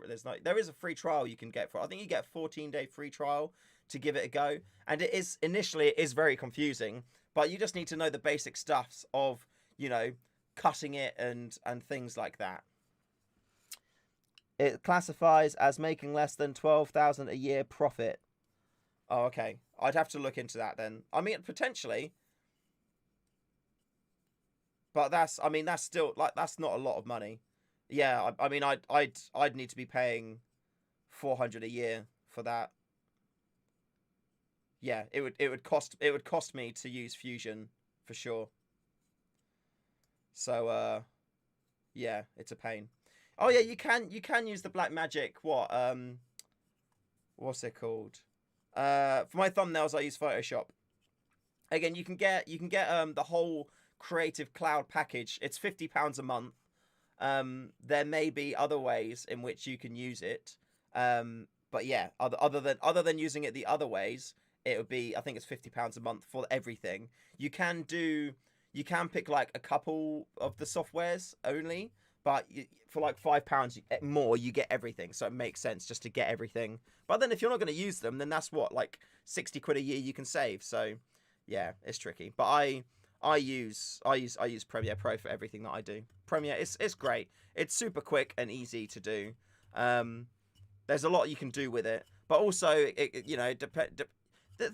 ultimately, I started off using Windows Movie Maker to do things. So you could use your phone to edit stuff. You know, again, it's not, the tools don't really matter. Like, if you look at my videos, I don't use any fancy effects. I don't, you know, my camera's nice, but I could always just use my naffy, like this camera, if I wanted to. You know, people care more about the content than the quality of the video. That's the most important thing, you know. So just do that. There's that, whatever options you've got online, just use it. Again, it's if using paid software isn't an option, then that's not a reason for you not to make videos. Because I could use my iPhone to make a video if I wanted to. It's not going to be the most, you know, easy way to do that, but it's, you know, if it was between me not being able to make videos and having to use my iPhone to do everything, then I'd do that. Then I'd use my iPhone, because it's more important to get the content out than it is that, oh no, I didn't use this software. It's amazing what our phones can do. It really, really is. Really, really is. I mean, ultimately, you could probably get a iPhone. Probably isn't the most ideal solution. If you got like a decent Android phone, or if you've got one, because they natively support keyboard and mouse input, don't they? I'm fairly certain that a lot of Android phones natively support like Bluetooth keyboard and mouse, and you can connect them up to screens, and then you can use it like a desktop computer. So you could probably do that. DaVinci, that's the one. Yeah, DaVinci Resolve is free. And that'll do everything that you need it to, really. Yeah, Ben. Oh, hello, Frank. Frank Rhino. Hello, hello, hello. Yeah, I'm sad that it's not on, though. I'm sad that it's that we don't have Airsoft tomorrow. I was so looking forward to it. Genuinely, I was so looking forward to it. But now I can't. Very, very sad. Oh. Rhino. 2 FDM printers, yes. Have I thought about getting an SLA? I did until I looked into the cost of it. And then I was like, nope. But not even just the cost. Just the overall process of SLA is a pain. Like, it's so much... Like, I would never have an SLA printer in here. The amount of mess and, you know, finishing and stuff like that. Pff, like, no way. No way. If I ran, like, a full 3D printing outfit with staff, then I probably would have, like, you know, a couple of SLA printers. But I wouldn't look to... Yeah, at this point, I wouldn't at all. I'd rather... You know, I'd rather, you know, get the parts made by an SLA company if I did want to do them in SLA. But apart from that, nah. The quality is really cool, though. Don't get me wrong, it's sick. But it's just, you know, it's the same as, like, having a, like, the resin printers. Like, the quality of the print is sick. Really, really, really, really sick. I don't know about durability because I've not used them myself for Airsoft parts. I've not come across resin-based parts for Airsoft. But, again, it's like the whole... When it finishes, you've got a ton of resin in there that, you know, it can stay in there, I think, if you want to print some more stuff, or you've got to get rid of it. You have to dispose of it in the specific way. You can't just, like, put it in the bin. You've then got to have, like, the curing, like, little curing hut thing for it. You need to put your print in the curer, have that done. And then sometimes you need to wash them as well. You need to put them in, like, a bath. There's just so much faff, man. FDM is just, it's just beautiful. You know, you get your filament, you put it in, and then boom, you're all good to go. Oh, have you seen Automate Your Ender Printer? Yes, I have. The thing is, I don't need to print in that way in order to fulfill. Like, I don't sell anywhere near enough of my bigger items that could be done in that way to warrant doing that. So, Headhunter Claymore, hello America, welcome to the stream. Nice to see you, America. Welcome. Don't feel bad. My local field's under construction for 2 more months. The pandemic messed up the timeline. Next closest field is a couple of hours away. Laszlo, don't worry about traveling, man. I mean, I drive 3.5 hours to play Airsoft sometimes. So if the field is worth it, it's fine. I mean, every time I go to play Airsoft, I drive at least an hour to get there. I don't have sites like on my doorstep, but I would class that as being on my doorstep. You know, an hour's drive is perfectly fine. So our lockdown wasn't extended. It was more. It wasn't super clear what they meant when they said what they said. So we all thought that we would be able to go back and play Airsoft again tomorrow.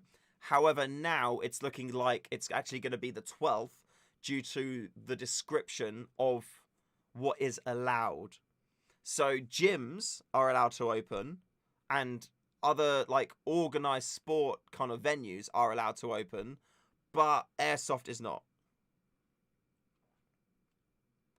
So that's pretty much where we are. So it's sad. It's a pain.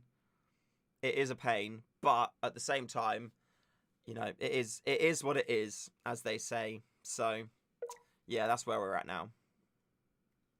Exactly. We've waited this long. A few more weeks is nothing. And like I said in the video, like, I always look for the positives in everything, you know? So as much as it sucks, because I did want to go and play Airsoft tomorrow, like, for sure, 100%. If somebody still said to me, oh, it's actually okay, you can go play Airsoft tomorrow, I'd be like, cool, let's go. But there's still stuff that I still need to sort out. Like, I need to camo up my my GoPro Hero mount, my GoPro Max mount on my sniper. and I need to get a battery pack sorted out for that as well. I need to camo up the battery packs too. There's loads of things still left that I need to do. I want to spray paint up some stuff as well. I think that battery pack, that I need to mount the battery pack for my head cam on there. I need to mount the wire for it. So there's loads of things that I actually still need to do before I'm officially, you know, ready to go airsofting. I can make it work now, quick and dirty, but, you know, it's okay. Charlie Wong, yo, you rock. Thank you, dude. You rock too. Welcome. Nice. I'm happy you could make it to the stream. Something you forgot to comment in your Airsoft Fields video is how fun it can be to travel to and from fields with friends. Sometimes the journey can be as fun as the game day or even save a bad one. That's true, Frank. I mean, the closest I get to that, I mean, I used to drive, a couple of the guys in the building started playing Airsoft last year? I think it was last year, maybe the year before. I can't remember. And I used to drive us to and from, and we'd have you know, lots of banter in the car, lots of laughs, things like that. But I'm not too sure how into Airsoft they are at the moment, just because one of them's kind of like going from job to job to job to try and like find something which is more of a fit, which is, you know, perfectly fine to do. And you know, if you're looking for, like, you know, sorting out work like that, it's not really going to be high on the list to, you know, go out and play Airsoft versus, you know, trying to find jobs and do CVs and you know, have interviews and things like that. And the other chap is he started his law degree, I think, and he's currently like working. He's learning from a law firm, and yeah, so he can become a lawyer. So again, you know, if for him it's an injury aspect too. Like if he gets, you know, if he breaks his ankle or something, then that's going to take him out, and he's not really going to be able to do that. Although at the minute, even though it's still very much work from home, there'd be time to heal. But anyway, personal decisions and preferences. So, but I'm sure if they do want to like play, all they need to do is let me know, and I'll be more than happy to go out. But it's the kind of thing where if it's not on someone's radar enough for them to want to, like, you know, kind of like follow it up, and you know, to want to do it, then I'm kind of like, if they came up to me and was like, let's go play Airsoft, I'll be like, cool, all right, then let's go on these dates, let's go to this place. But you know, I've got a lot that I already need to do in terms of when I go and play Airsoft and things. So I don't, you know, it'd be fun to play with them for sure, but I know that they're also super busy too. And going out and playing toy guns is not really a big priority. But if they want to play, I'm sure they'll let me know, and then we can go and play. I've got mates up in like the Buckinghamshire area too, where I go up there and play with them. We mainly more just like meet each other at site, and we've been friends since like school, so we know each other for like 18 years now, something stupid like that. So we'll just meet at sites. Sometimes we'll convoy if we're going from one site to another one, or if we're crashing at somebody's house first and then driving to the site. So yeah, we do get to do stuff like that. Like we camped in one of our gardens before, had a load of beers, and yeah, it's good times, man. Good times. What am I using head camera wise now from Windrum? I've got the GoPro Hero 9 Black on my head cam. I've got the GoPro Max as my face cam but it's a 360 camera, so I'll be able to see everywhere with it. That's a new one, because I've had that for a while now, but I never actually went out and used it. But to be fair, I got the 9 and the Max pretty much just before lockdown kicked in, so I've not really been able to use them at all. So they're two new cameras, which I'll be using. And then I've also got the two new Scope Cam 2s, the 25mm and the 40mm version. Where are they mounted? Where are they? Are they in here? No, that's the 4K. Oh, they're here. They're charging. Here we go. So that's the Scope Cam 2. That's the 25mm version there. So it is smaller than the 4K. I mean, where's the... Here we go. Ugh. They were charging. So this is the 40mm version, and then this is the 25mm. So you can see there's not too much of a size difference between the two. And then this is the Scope Cam 4K, and then this is the Scope Cam 2. So it is a little bit shorter than the 4K, which is nice. It's a lot thinner than the 4K, which is nice.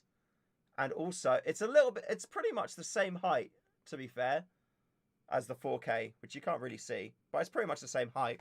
The cool thing with this is first of all CNC, so the bottom bit isn't going to break, which breaks on pretty much every single one of these.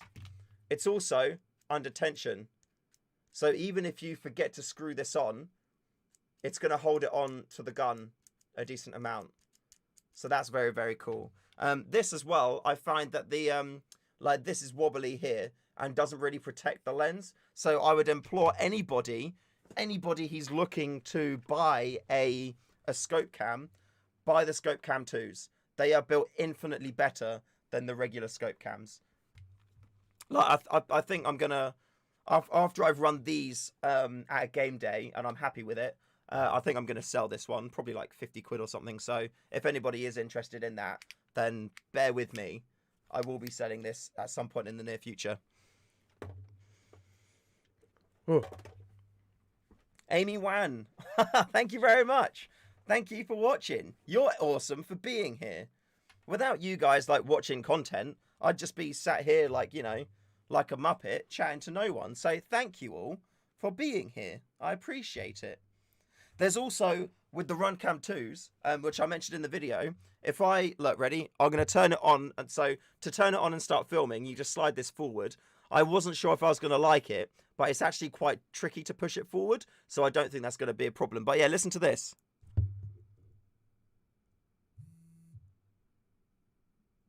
There you go. So that little vibrate lets you know that it's filming. Like, it's turned on that it's filming. If there's any issue, oh well, it's not filming because there's no memory card in there, but it lets you know that it's like doing stuff. And if I do it again,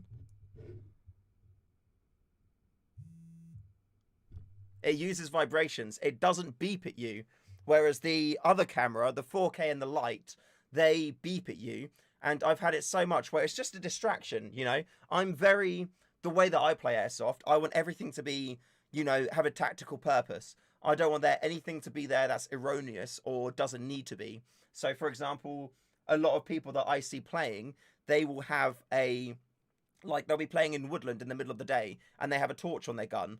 Why the fuck have you got a torch on your gun? It doesn't make any sense. You're just carrying extra weight. It's going to get in the way and you're probably going to break it. You don't have to have it on there, so you don't have it on there. You know, it's the same with people that have foregrips on their guns and then they hold the mag well. Why have the foregrip? Get rid of it. It's extra weight. It's going to get in the way. Sack it off. You don't need it. And I'm the same, like with the cameras, yeah? Even though it's a beep and it's not really getting in the way, if I'm hidden, yeah, the beep could go off and alert an enemy to me.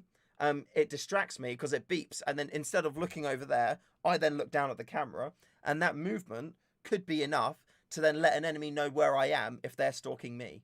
So already I'm like, that's not good. Whereas because these just vibrate, I feel it on the whole gun. And it'll just let me know. And I'm like, okay, cool.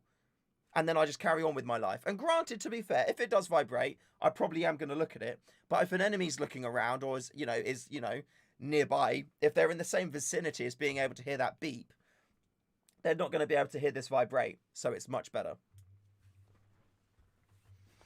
PayPal is ready. Fair enough. All right. Make sure you're in the Discord, because as soon as I have anything up for sale, I put it in the Discord, buy and sell, and then it's like first come, first served. So yeah, go for that. Do I recommend the Novridge Scope Cam? So the Novridge Scope Cam is the Runcam Scope Cam Lite. The Lite version is the exact same as this one here, apart from this one can do 4K. This one also can do 2.7K and I believe 1440p, whereas the Runcam Scope Cam Lite can only do 1080p. Whereas, but 1080p is fine, I mean, these ones only do 1080p as well.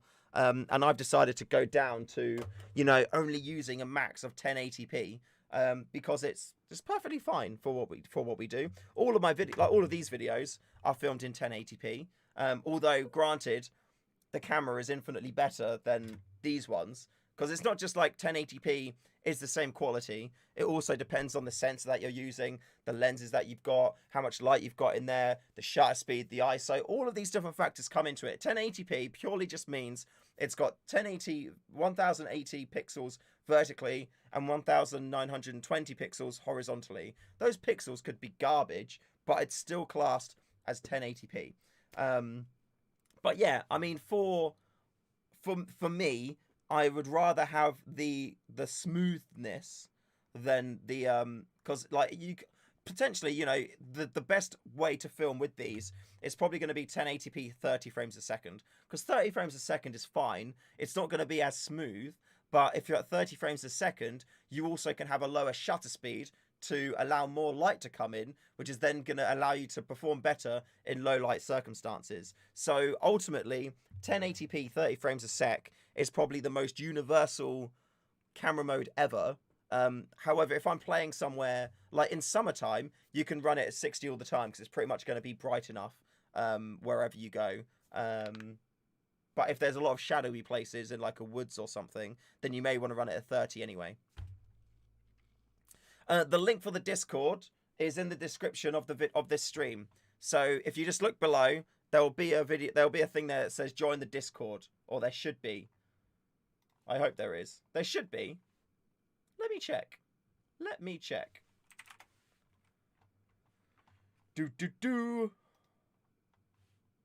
Yeah. So you've got come and chill with the SFSA community. Join the Discord. Click that link. Does that link actually work? It does work. Sick. Yeah, click that link. Join the Discord. Life will be okay. Life will be okay. One sec. Yeah.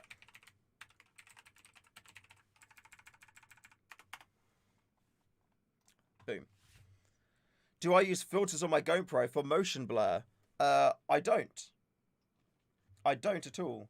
All of my stuff, I used to color correct it quite a lot because I enjoyed it, but I think back in the day I was a bit overzealous with my color correction, and especially looking back at like the Invicta video, it's actually really bad. I mean, in my opinion, it probably looks okay, but in my opinion, it looks Havoc. Is it the Havoc one?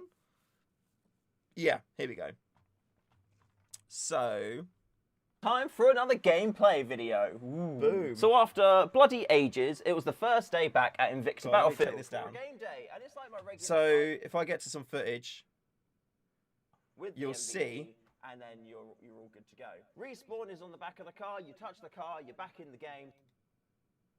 So I needed to get out of there, and in this game, I decided to do. So here we go. So you look at this footage, it's so black everywhere. Like all over that far side of it, it's so dark and so black. Like this here wasn't really color corrected. But even here, there's some pitch black parts. And the reason why that's pitch black is because I overgraded it. I brought the shadows down too far. Yeah, like this run. And like the exposure was down too. Like here, this is garbage. Look at all of that information that you're missing there. You know, I know it's, again, it kind of comes down to I can be a bit of a video snob at times, but it's kind of okay. But there's so much information here. This is all black. This is all black. This is all black. This is all black. This is all black. This is all black. Like there's so much information that I decided, for whatever reason, to remove from the video, and there was no need for that. And it's a shame because you could have seen if this wasn't so dark, you could have seen my mouth maybe being like, you know, like.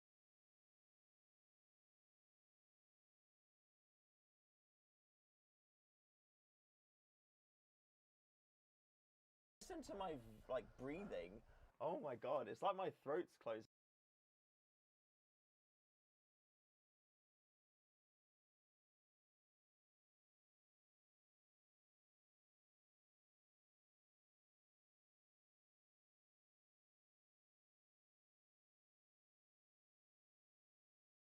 Up. It's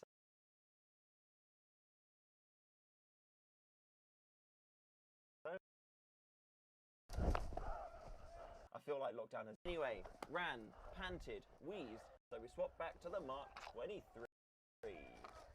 Yummy.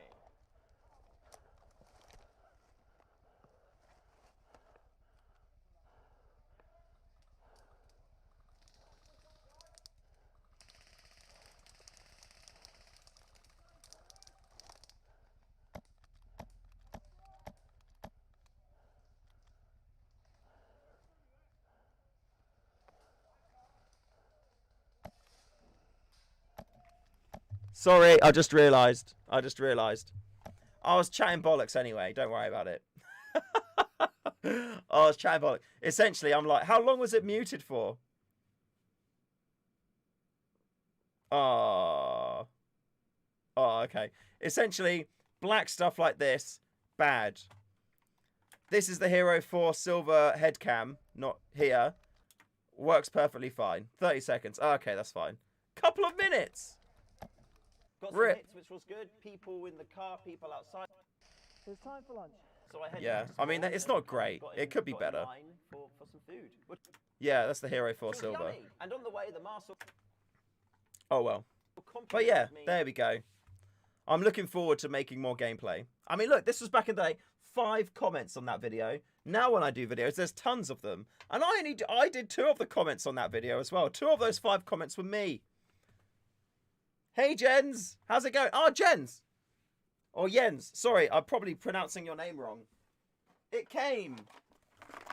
It came. There you go. Look, it came. So I'm going to get this out in the post to you tomorrow, I believe. So yeah, boom, hooray. I meant to message you. It came.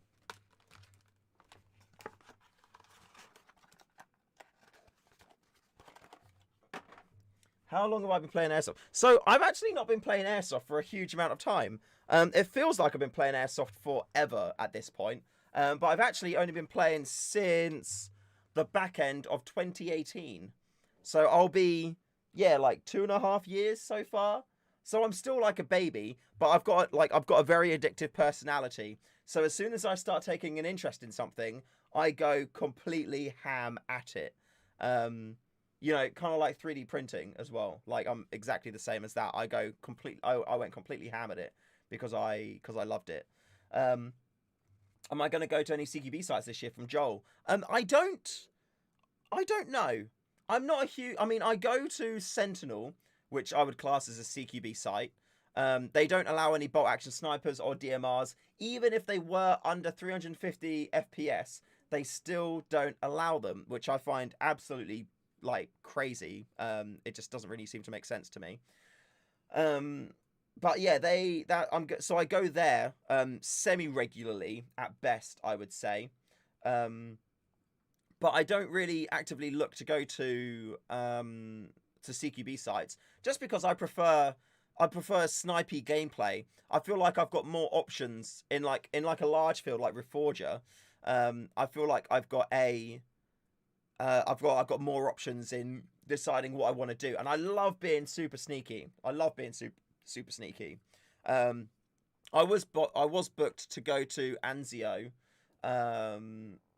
at some point as well. I was booked to go to Anzio in a few weeks' time, which is all CQB. But I suppose that there's CQB plus a lot of sniping as well. So I was looking forward to maybe doing a bit of room clearing with the Mark 23 while doing all like snipey stuff. So that was all right. Shrek, I'm the same way. I started about 3 years ago and I'm totally addicted. Any plans to come into the US? I would love to. I'd love to play in the US. I suffer with heat. I'm terrible with heat though. So that's something that I'd need to be aware of. But yeah, no, completely. I'd love to play Milsim West. I think that would be sick. Hopefully I'll get big enough one day and Milsim West will be like, Stay Fresh Shoe, we invite you, have some flights, and then I'd be there, man. I'd so totally be there. Well, wait, BB, do I use some snipers from David the Pro? So in my SRS, I used when I stopped using it, I was using 4.8 gram BBs, or 4.5, depending on what I could get at the time. But anywhere between 4.3 and 4.8. But 4.8 was always my preference. It's just that they were really, really hard to get. In my SSG 10 in my SSG 10, generally I use 0.46s. In my MBO3 sniper, depending on how it performs on the day, at the minute it's shooting really nice with 0.46 gram BBs, but usually I have to go down to like 4s or 0.43s on it on game days to get the range that I want. And in the SSG 96, I use 0.46 gram BBs. So yeah, generally I'll use as heavy as I can. At the minute, I'm not too sure what weight I'm going to use on the SSX 303. My initial tests are, it seems to be okay with 4.6s, which is good. However, my Mark 23 doesn't like 4.6s. So they're just too heavy for it. So I need to find out what is the heaviest weight my Mark 23 will enjoy. So I want to try 4s in it. And if it likes 4s, then I'm going to try running my 303 on 4s. Because one of the core reasons why you'd have the 303 is that it uses the same magazines as the Mark 23. So if you're then going to be running the Mark 23 on a different weight gram BB to the 303, you're negating, one of the big positives of using that as a primary. So yeah, what I'm going to do is I need to go back to the TM, the Tokyo Marui Mark 23 I've got, see what the heaviest weight I can work in that. Hopefully it will be at least 4s, and then go back to the 303, run that with 4s, and hopefully that'll be okay. And then boom, life is done. What upgrades have I done to my Ender 5s? I've modded it a little bit. I've taken the bar that was here and reduced it down. I've converted them to direct drive. I've got Octoprint running on the far one. And that's it. And that is it. Would love to go to Balahack. I'd give Balahack a go. Isn't that in Ireland? Isn't that in Ireland?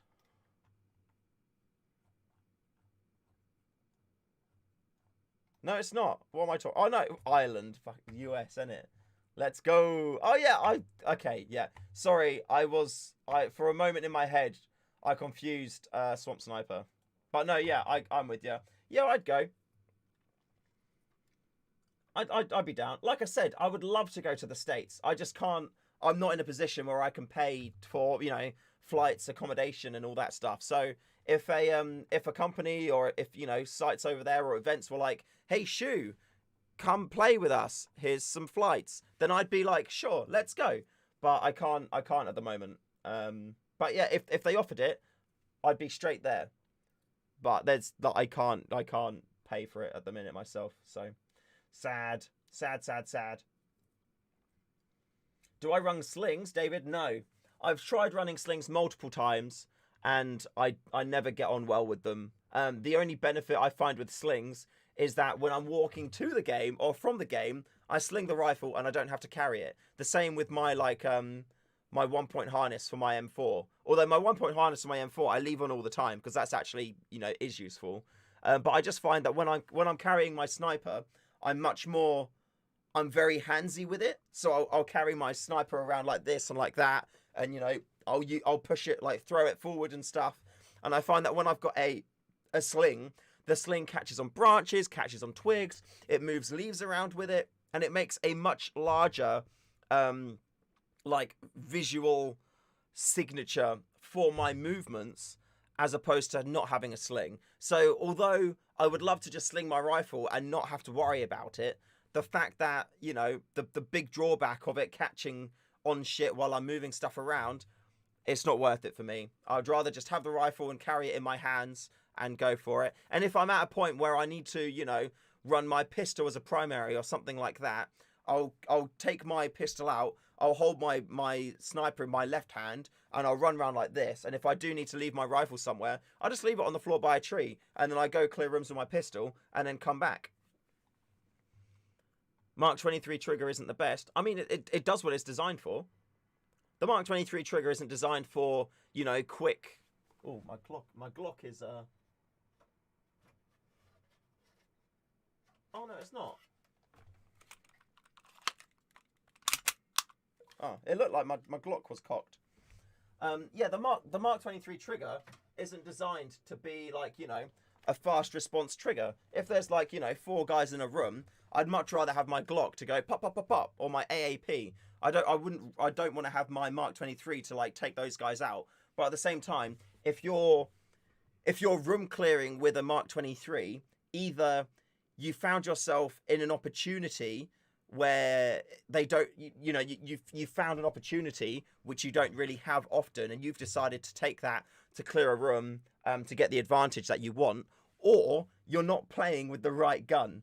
If you're, constantly playing CQB and you're clearing rooms using a Mark 23, you're probably not using the right gun. If you want to be really quiet and not let people know where you are, then again, a Mark 23 is good for that. But ultimately, if you shoot someone, they're going to shout hit. And that's going to be, just as loud as, somebody using a pistol in there anyway. So people are going to know that they're getting hit. However, you could argue that if you're clearing a building with a silent pistol, and people are calling hit, if you were in that building, you would probably assume that they got shot through a window. Whereas if you heard the crack of a slide going on a pistol, then you'd be more inclined to be like, oh shit, there's people inside, I need to be careful. So there's benefits and not, but again, it's not, you're saying that the Mark 23 trigger response is bad, is kind of like saying that fish are terrible at climbing trees. Fish aren't designed to climb trees. The Mark 23 isn't designed to have a super fast trigger response, So by that regard, it's not an issue. Not an issue at all. The Mark 23 has the perfect trigger for how I play with it, or my play style has been designed around how the trigger works. So I'm like, it's perfect for me. Absolutely perfect for me. Yeah, I love that phrase as well. If you, I think it was an Einstein quote. If you judge a fish on its ability to climb a tree, it's going to spend its entire life thinking it's stupid. Everything is designed for a specific purpose. If it's terrible at its purpose, then I agree with you. Shadow Fergo. Hello from Taco Land. Hello, Taco Land. How are the tacos over in Mexico today? Do you have Taco Bells in Mexico? Or is that purely just like a states thing? David, again, how often do you play Airsoft before lockdown? Pretty much every weekend. I try and go out every weekend to play. At minimum, it would be twice a month. But now, because Airsoft is like work, hopefully that will increase to like every weekend because, I've got to make videos and stuff. But at the same time, I do also want to have a balance with, playing Airsoft and also, spending time with my lovely missus. So it would probably be the case of, I'll want to, as long as I get like enough footage from like, let's say weekend 1, then now I'll probably dodge weekend 2 because I've already got footage that I could do for a gameplay in that next week. And then do like, lovely coupley, romantic-y, relationship-y things with her. Or if it's like a local site, then I could go on like the Saturday or the Sunday, and then the other day on the weekend do lovely coupley things. But genuinely, I try and play as much as I can do. I think I'm hoping Mayhem will do more midweek games, because then that's ideal. Note those exist only in the USA. But I guess you've got like legit tacos, don't you? I've had Taco Bell tacos before. I can't believe how cheap they were. They were like, what, 80 cents a taco, 50 cents a taco? I was so tempted just to be like, I'll have them all. I felt like a king. When are you allowed to play Airsoft again? From David. I think it's going to be the 12th. At the minute, there's different information circling around. Some people are saying that from tomorrow, it's still actually okay. A lot of sites are in a bit of an unknowing zone at the minute because they need to wait until they can contact the local councils or local governments, whatever it is, tomorrow to see what they say, if they can go ahead. It seems like if sites are COVID compliant and they prove that to the local council, then they will be able to run games from tomorrow. However, other than that, at the moment, it looks like it's going to be from the 12th of this month. Some sites, though, are saying the 28th. So it's a little bit of an unknowing thing at the minute. Essentially, we need tomorrow to come, and we need for sites to contact their councils for them to then let us know what they can do. And I feel like most sites will. I think if I ran a site, I wouldn't sit and wait to see what other sites said. I would, get on the blower to the council and be like, yo, can I operate? So we have to wait and see. I mean, ultimately, it's kind of like what's 10 days going to do, but at the same time, it's still such a big deal, everything that's going on. So we need to you need to be, you know, cautious of that and careful of that. Frank, have I ever had an instance of somebody snatch something during a game, like rifts from safe zones disappearing, or someone left their rift near a tree and it just vanished? No. I've not experienced that before myself, no. I think, actually, come to think of it, I think I may have had one friend mention that he knew somebody who did, but I've never had a rift go missing. I've never had a drink go missing. I've literally never had anything. I've come back from the game zone and everything's been perfectly fine. Again, if you've got any concerns like that, leave your wallet in the car, like lock your wallet in the car. Keep your phone with you because you can use your phone to pay as long as, you know, they have a like wireless. If they don't have wireless, leave your wallet in the car, take a little bit of cash in with you. And also, you know, if you're running a plate carrier or any kind of rigging, just buy a small admin pouch. You can get them on eBay for like £8. Just get a small admin pouch, put it on your person, and then you can put your keys and your phone in there, and then you're all okay. But I don't. I leave all my stuff all either in the car or in the safe zone.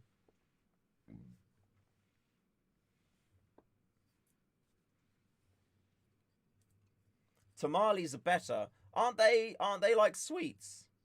I think I've had a tamale before and I really didn't like it.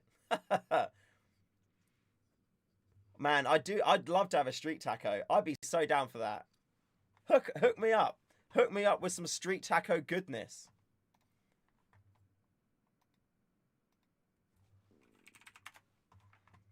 I do need some street taco goodness. 1 second.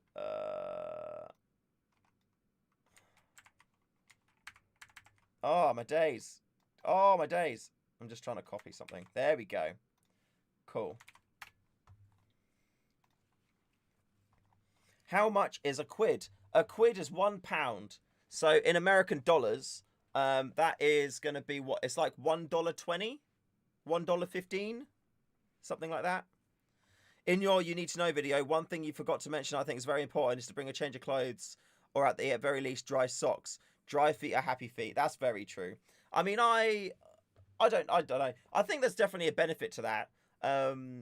It's nice to change out, but at the same time, I kind of feel like for me, it adds time and faff. And I'd rather just get in the car and be on the way home and then put the hot blowers on my feet while I'm in the car and have them warm up my feet and dry them like on the way. I really, really like that.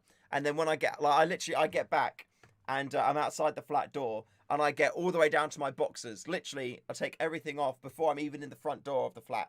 I get to the front door and I just get down to my boxers and then I wrap everything up in like my t-shirt or my top that I wear. So like my trousers and everything, all of that gets wrapped up in my t-shirt. I open the door, walk through the flat in my boxers, say hello to the missus, put it straight in the wash, bring my bags in, put them in the in my room, shut the door, boxers off, put that in the wash too, put the wash on, get in the shower, and then I'm at peace. That's what I do. TRMRs and impact grenades often go missing. I've had my grab bags emptied on more than one occasion. Oh, that sucks, Joel. I'm sad to hear that. The TRMRs though, they're a tricky one because they're so rare. I guess people are quite opportunist in that if they find a TRMR on the floor, then they'll just grab it and they'll be like, "Cool, I've got a TRMR now."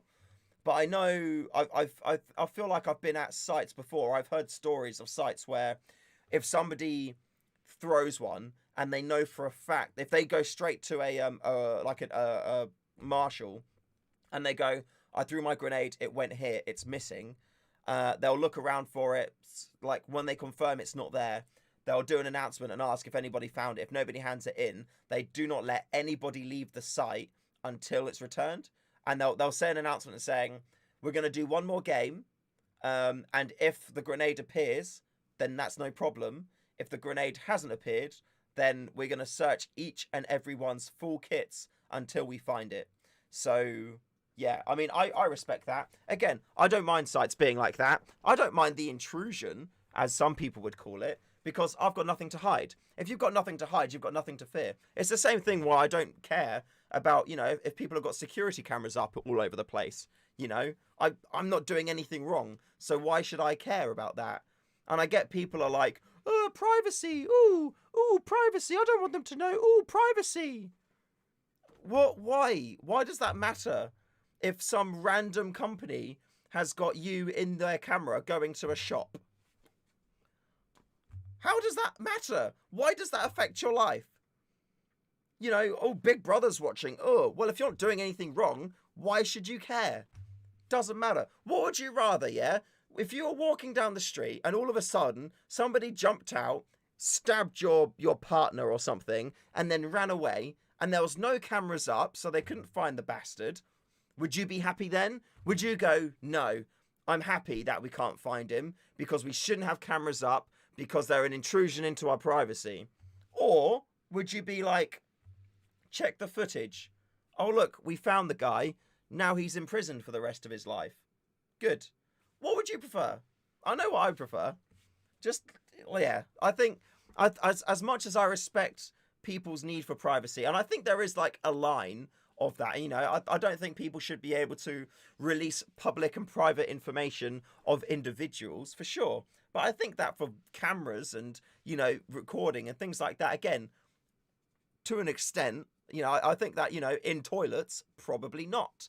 But for streets and public areas, 100%, yeah, I think that's fine. Public areas and private areas, but probably just not like toilets. But there's probably some kind of like way of classifying a toilet in a way that doesn't allow people to put cameras in there. And like changing rooms, for example.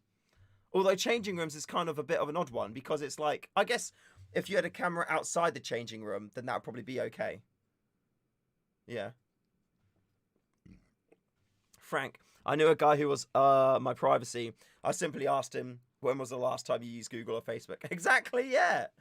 Oh, that's the thing. I mean, as soon as you've got a mobile phone on you, or you've got social media or something, like say goodbye to it. It doesn't, at that point, just say goodbye. If you've got a phone, if you've got a computer, if you use the internet, if you have any electronic interaction, that's it. Stop. That's it. Don't worry about it anymore. Don't worry about it anymore. What do you think about the STI Mark 23? So, as far as I'm aware, I've not used it before. Supposedly, the STTI, all Mark 23s are very similar in that regard. I agree, or I would personally say that my TM Mark 23 was better constructed than my ASG Mark 23. And I believe the STTI and the ASG are both very similar, if not the same. So I think the theory that I went into my Mark 23 was that I don't want to get the cheapest one. I want to get the level up from that, and I want to upgrade it. So I got my ASG Mark 23. I upgraded it with all the stuff. And then when it started to not work or started to break or whatever, because it started to not feed properly. So then at that point I was like, right, I'm going to sack this off. I bought the TM and then moved all of my upgrades over, and then boom, I was set. So I think that if you're planning on upgrading it, then it's good to get the cheaper one, because for the cost of the ASG one, for example, you can upgrade it. You can get all of the upgrades for it. So it outperforms the Tokyo Marui version for less the money than it costs just to buy the Tokyo Marui version. So in that regard, it's much better. The benefits, though, of the Tokyo Marui version, though, are you actually get the working suppressor. So you get the suppressor with all the foam inside it, whereas with the ASG one, you get a barrel extension, which is crap. Don't use the barrel extension. It's really, really, really bad.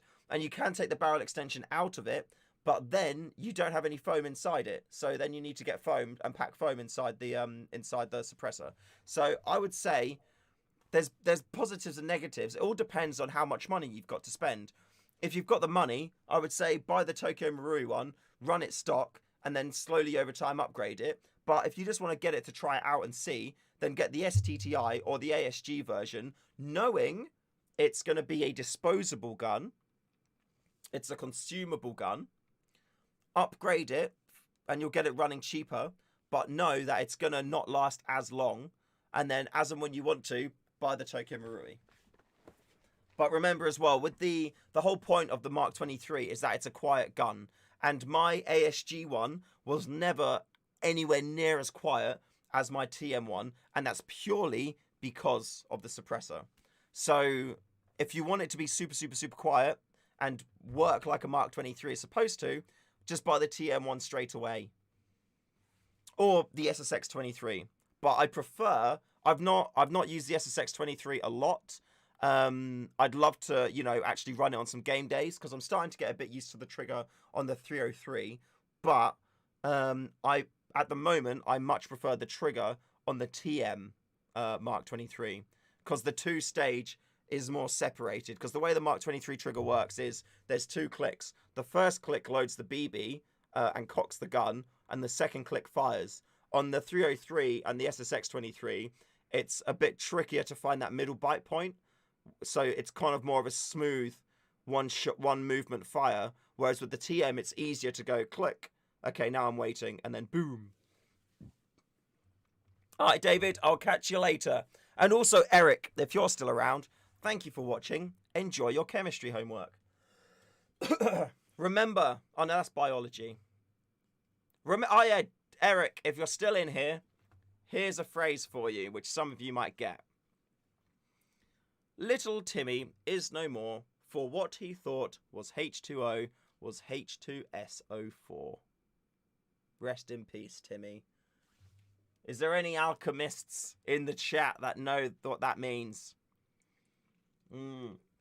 Throwing all of the science at you today. All of the science. Got them from Machine Mart. What did you get, Kenny? Sheldon. I'm not super happy that the government watches everything, but I know I can't change it, so I'm just complacent. The thing is, dude, if there was something which I would fully disagree with, and I'd be like, I don't think that's right, and the government is wrong in that, then I would completely agree, and I would feel like my rights were being violated, you know? But I don't really feel like, you know, the rules that are in place are there just for the sake of it and impact me in a bad way, you know? Like, if I could choose to walk around with cameras everywhere or not having cameras everywhere, I'd rather there be cameras everywhere, because me knowing there's cameras everywhere and everyone else knowing there's cameras everywhere, people are going to be less inclined to do crime. And I know that I don't plan to do any crime.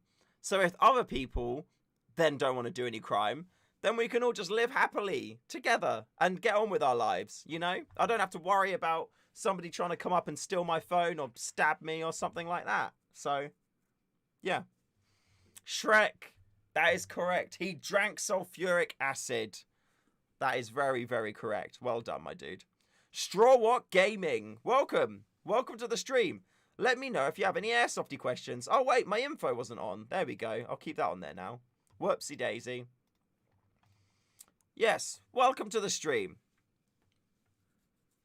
I think I saw somebody earlier talking about TRMRs and how they'd like laser engrave them to put their name on it.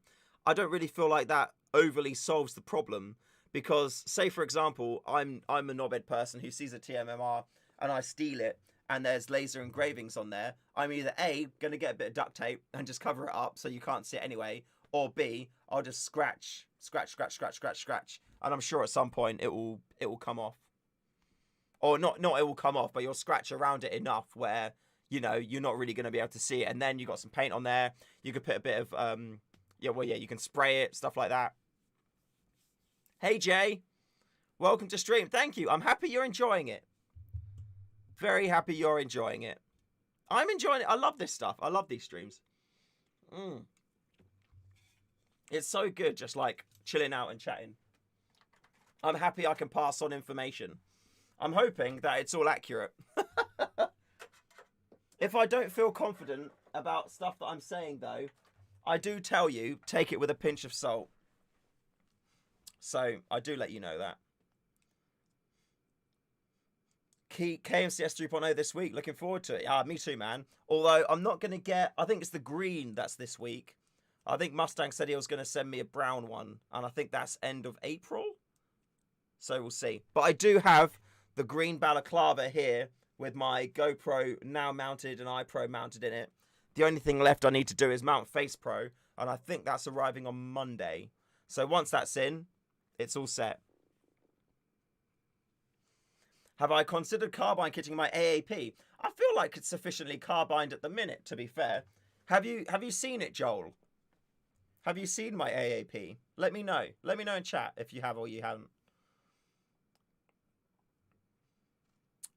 Sheldon, I don't mind cameras, etc., but it's tracking everything. But I know a lot of companies that just use it for ads, so it's not bad. That's the thing that I find as well, though, to be fair.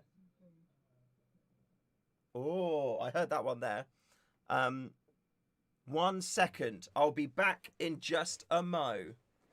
Ooh.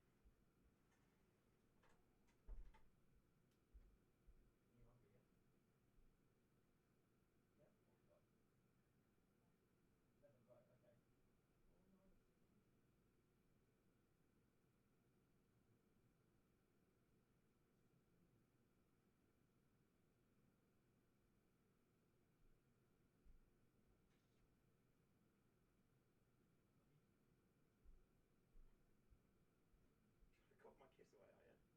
You're like, he kissed me, Okay, chat, we've got a mission. We have got a very important mission. So, for those of you who do not know, my missus is in bed the other side of this wall. She had laser eye surgery earlier today, and now she is hungry. And she has given you, she specifically said, get chat to vote on what food to get her. And I'm going to partake in eating too. I had a Burger King earlier while I was waiting for her to have her eyes done. And yeah, so essentially you have got the important mission of now picking food for what she'll have. And then I'm going to order that food for her to eat. Has anyone else taken a look at the Tinkercad site? Why, what's wrong with it? I use Tinkercad all the time. If they go down, I'm going to be like ruined. Oh, I mean, she does love McDonald's. That's a good thing that you've done that. She'll love you for that. Tacos. Oh, nothing. It's amazing. Oh, God, yeah. I love Tinkercad. Tinkercad is sick, man. Tinkercad is very, very sick. Very, very good. Chicken Mac, large meal. Oh, they do actually. Big Tasties are back. So that could be a good shout. Chinese falafels. I wonder if we can do... Oh, wait. Right. I'm going to do a straw poll. Okay. And you guys can vote in the straw poll. So, what food should Emma eat? Right. So, we had McDonald's. So, I'll put McDonald's in there. Kebab and chips. I'm going to pick like 6. Oh, no, wait. What? I sent it too far. What food should Emma eat? So we had McDonald's. I'm just going to put in like 6 options and then you can all vote on that. So we got McDonald's, falafel. How do I add more? Can I only have 3 things? Maybe I could do more. Kebab and chips. Oh no. And then what's pakora? I don't even know what that is. Chinese. And what else? I got tacos. I'll put tacos on. Okay, cool. So we got McDonald's, falafel, kebabo, Chinese, tacos. Oh, I can do one more. We got sushi. Okay, sushi. Right. Create poll. Shall I? Okay, so I need yes and no for this one. Shall I allow multiple poll answers, or shall everybody only be able to vote once? So yes for multiple answers, and no for being able to vote once. And hello, Prezi. Welcome to chat. No. I'm going to put fish. I got kebab / fish and chips. No. Okay, cool. So we created the poll. Here you go. So, I need to go to my thing. Oh. Okay, I'm dropping the link in chat now. Oh, wow. The delay is like, there's like no delay. There you go. So, click the link. Go to the straw poll. Vote what you want for. And then I'll see the results. And then we can go from there. I'm going to vote as well. I do have a vote that I want to put in. I'm not going to tell you what I voted for. And yeah, do a poll on the multiple voting. But then can I allow multiple voting on that poll as well? A pakora is like an onion bhaji. Oh, okay. Okay, I've done my vote. Now we need to remember as well. So you click the link. Click the link. It will take you through to the straw poll. Wait, if I refresh it, can I see the results? I can't see any results. Has anybody voted yet? 0 votes. How do I thought I voted. Go to results. Why is there no... Oh, okay. Oh, no, they're coming in now. They're coming in now. Okay. It took a while for it. It took a while to vote. Oh, wow. So it's going around at the minute. There is a winner. I guess one of the things we need to be aware of is her vision is impaired. So maybe having food that's easy to see or like, you know, you can navigate it with your hands is probably better. So this is where we're at the minute. This is where we're at the minute. So if you've not voted yet, we've got 27 votes in total. So we can look at the results here while they're going on. So what? 5 votes there. What's got 7 votes has Chinese. There's 7 votes for Chinese. However, there's 46 viewers, and we've got 26 votes, 27 votes so far. So this can still be swayed. God, 2 people voted for falafel. She's not vegetarian. No, she loves her meat. No, she's not vegetarian. That's not too bad, to be fair. That's a good turnout for the votes, considering, you know, we're in the backgrounds and whatnot as well. It's a close one. It is a close one. I feel like Chinese is winning at the minute. It's one outside of tacos. So what we'll do is we'll give it another minute. We'll give it until 6:44. We'll give it 1 more minute. So if anybody else does want to vote, you can vote, and then we'll go for that. I feel like McDonald's is good because it's easy to eat as well, especially if you can't really see. But then again, kebab is like that as well. I mean, no, but it does fall about the place, to be fair. Because I feel like we need ease of use, ease of eating, along with, you know, along with tastiness. But if it is super tasty, then that's going to help with the healing process because it's going to release more endorphins. And to be fair, she did say the other day that she would like Chinese. Yeah. So, I mean, Chinese is just getting out there more now. 9 votes for Chinese. Tacos is now falling back. Still 6 votes there. I feel like Chinese is the winner. Why has no one said Domino's Pizza? I've become more... I think I'm allergic to bread now. Every time I eat something bready, my body feels super stodgy and naffy on the inside. So, there we go. It's 6:44. The Chinese have it. I mean, not, you know what I mean, as in the Chinese votes have it. Right, let me get Just Eat up. Hey, Google, broadcast to the bedroom. What's the message? Stream voted for you to eat Chinese. Okay, broadcasting to bedroom. She just woohooed. Right. She's very happy with the Chinese. So well done, stream. Well done to you. We are... I need to justeat.com. How do I order from Just Eat? I'm putting in justeat.com. And then it's redirecting me to justeattakeaway.com. How do I order for you from... How do I Google?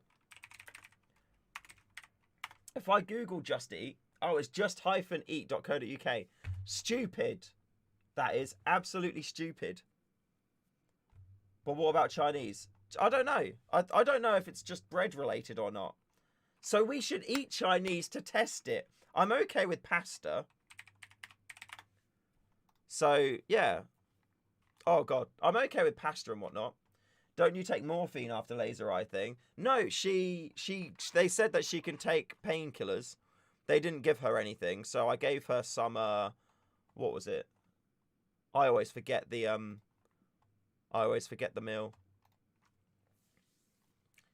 Please don't order bat. Corona joke. Ah, okay, I gotcha. I'm going to log in, and then I'm just going to reorder something, because we ordered from there before. So I'm just going to reorder an old one that we've had, because they're always delicious. Maybe not the £45 order. You know, we're such pigs.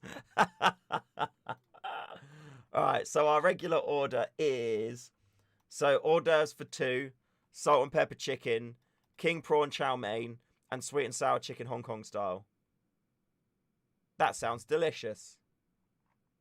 Does that sound delicious? I think she says yes. Well, let's go for that. Right. Order again. There we go. Boom. So we got a Coke, mixed platter, king prawn, salt and pepper chicken. Boom. Right. I'll be there in an hour. All right. See you in a bit, Smalls. Come on over. It says 40 minutes, but usually they get here a bit quicker. Hong Kong style is so delicious, man. Oh my days. See, this is the great thing about this stream, is that we go from talking about privacy and concerns with privacy to airsoft, well, primarily airsoft, to privacy, to cameras, to the world, to then food. We talk about everything. Literally everything. This is the great thing about the Stay Fresh Shoe Airsoft community. We are people. We are people with mutual interests who enjoy a good laugh with each other. And I hope at some point in the near future, we can all have a beer with each other as well, because that would be lovely. But yeah, I appreciate all of you. Order has been confirmed. Silence. She's probably happy about it. That's okay. She's probably happy about it. You don't drink. You can have a Coke. I like Coke too. And Monsters. You can have a Monster on me. You always go Hong Kong style. Obviously love the sauce. Hong Kong style is banging. I do love me Hong Kong style. Yum, yum, yum. Hong Kong style is extra, extra yummy. It is very delicious. Or it's even okay with the you get the chunks of pineapple in there. That's nice. I do like that. Do like that. Right. So with food being done, it's on its way. Any airsoft questions? Is anybody curious about anything airsoft related? Just let me know. Let me know. I'll chat to you about it in chat and whatnot. Also, did you like the little video today? I love the fact that this week it's been a 7 video week. A video a day plus a live stream. Part of me is a little bit like, I want this to continue. Part of me is a little bit like, I would like to do that again as well. I think I'm going to change the time videos go live on the weekend. Because I think because people like kind of, I feel like it's better to release videos more midday, like I did today, on the weekends than future. So we may do that. When am I going to play with my SSG96? So I've only actually played with the SSG96 twice so far, but check this out. I feel like it's got the best bolt pull on any gun now. Like, are you ready? I genuinely actually really do love this gun. I'm at the minute I need to alter my plug part here that I was making because I stopped doing that, so I need to carry on making that. But listen, like this bolt pull, it's so nice, and it's such a solid pull there. Like you can see bits here. Yeah, YouTube, it's a toy. I took a file and the points of contact on here. I did file it down, so you can see if I zoom, mega zoom. So I filed this edge down a little bit. I filed that edge down there. I filed that down there, and also on the block, I filed this corner. Oh wait, where is it? I filed this corner on the block, and also this corner on the block down.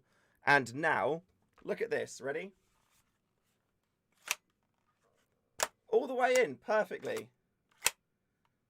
It's just so free flowing. It literally is all the way down. Oh well, yeah, it's pretty. If I go like that, isn't that awesome? It's so smooth, man. So very smooth. It's really comfortable. I like the fact that the thumb hole's there. It's still a little bit, or feels a little bit like it's in the wrong place. And with the VSR, because your thumb's on the top here, it's easier to cock it, because with the VSR, you just do that. Whereas with this, you have to bring your thumb out and then do that. So you like kind of walk it around. Also, you'll see on here, I've got these on the website too. My upgraded safeties for the SSG 96, because the other one kind of came up here, and this the bolt could like knock it, and there was a few people where they were breaking as a result. So this is a tiny little safety mod that I made. See that? Can't pull the trigger now. Push that forward, and you're perfectly fine. So that, super love this little part. Very, very cool. Very cool. Super low profile safety catch. Usually I don't have safeties on rifles, but with this one I was like, I'll make a little one, and now it doesn't get in the way. Really, really cool. But yeah, I actually really enjoy this. It does shoot really nice. I do want to kind of like TDC it instead, so I'm gonna have a look at the what's his face, Tridos. I need to chat to him and see what TDCs he's got, because I don't really want to make TDCs, because I feel like they're, well, they already make them, so there's no need for me to make a TDC, because they already make ones which are good. So that's why I want to get those. Gilly with a gaudy gun. Yeah, I mean, the whole point about this is this gun I got, and I wanted it to be a fun gun. I wanted it to be a gun where, you know, I can go out, I can be a bit loud, and I can also still play well. Like, people still couldn't see me. And the thing is, yeah, say you're my target, and I'm here. Sure, if I'm going like, where am I? You'll be able to see me. But as soon as I go like this, you can't see it. The loudness of the gun is gone. So as long as I'm playing in a way where people aren't looking at me from the side, look, Gaudi, Gaudi, Gaudi, Gaudi, Gaudi, and now it doesn't matter. You know, you can't see it anymore. You cannot see it anymore. So, yeah, it doesn't really matter, to be fair. And, you know, if I'm in a position here, say I'm like looking over there and a dude comes up, if I was just to go like this, even if I had a gun that was fully camoed, that movement is going to alert, you know, potentially alert all these people to my position. So if I'm in a position where somebody's flanking me on the right-hand side, I'm probably more going to be inclined to lower my rifle, get my Mark 23 out, probably prepare that, put that on the floor, get ready. And then if he's more of a threat than that guy, and I've decided that he needs to be taken out, I'm probably more going to come down to the floor, move, and then reposition, and then go for the shot. I'm not just going to go, I mean, again, it depends on the situation. Like, if I'm looking at that guy and he becomes a target, he's looking away over there, then I may be able to quickly just kind of go like that, get that kill, and then I can then probably take the kill there, and then lower my rifle and just look to the side, because that shot and him calling hit could alert that player to my position. So if I quickly go bang like that, I can then see how he's going to react, and then because my gun's already low, I can then move it over, bring it across, and then start to reset up for him. Again, it all just depends on who the imminent threat is. Like if he's just gonna walk past, or if I don't need to touch him because I know that I've got teammates over there that are gonna get him out, then I can still all I need to do is lower my rifle and get my Mark 23 prepped, and then if he becomes a threat, boom, boom, boom, go for him. But if not, you need to decide in the moment, really.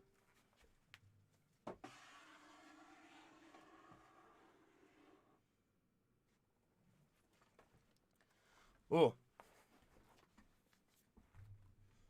Yeah, that's true. The main point is, does it make you happy and helps you have fun? Like the thing I like about that gun as well is, it's recognizable. So if I rock up to a game and I'm wearing like full ghillie, but I've got that gun, people know that it's me. People know that they'll come up and be like, shoot, and I'll be like, yo, and they'll be like, oh my god, hello, and that's cool. It's nice to have a device like that where it allows people to come up and say hello because they know for a fact that that's me.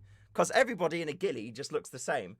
You know, if I've got this on, it's going to be hard for people to be able to identify me because, you know, all ghillies kind of look similar. So it's nice to be able to have things like that where people can identify me.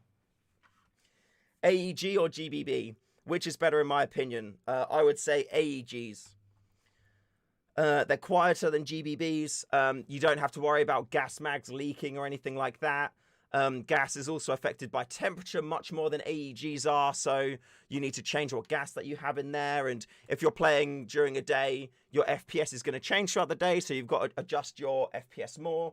It's the same reason why I prefer, I think I'm probably going to prefer the SSG-10 over the SSX-303, because you don't have to faff about with like gases and stuff. You've got your spring, and sure, your FPS is going to drop over time, because as you use the spring over and over and over and over again, it's going to lose its power.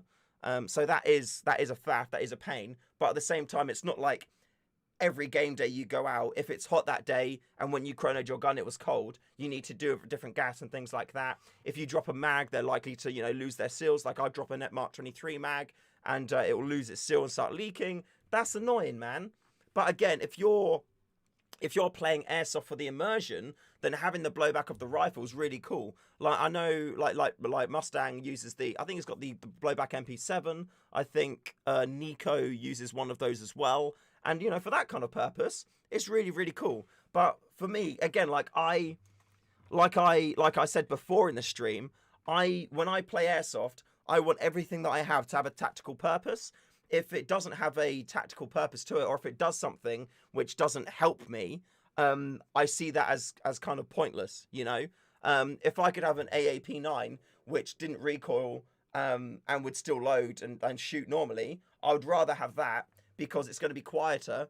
It's probably going to function faster too than having a recoil on it. And yeah, like it's going to be much better in that kind of sense. So, you know, having a blowback rifle, like I had a blowback HPA Tipman M4, and that thing, it was so loud and the recoil kicked so much, it was a monster. I legit would run out of ammo in a mag and I would still turn corners and go bang, bang, bang, bang, bang at people, and they would call their hit even though I wasn't firing anything, just because it was scary. Like I'll just like spray randomly into bushes. It sounded like a machine gun. Like it was a monster.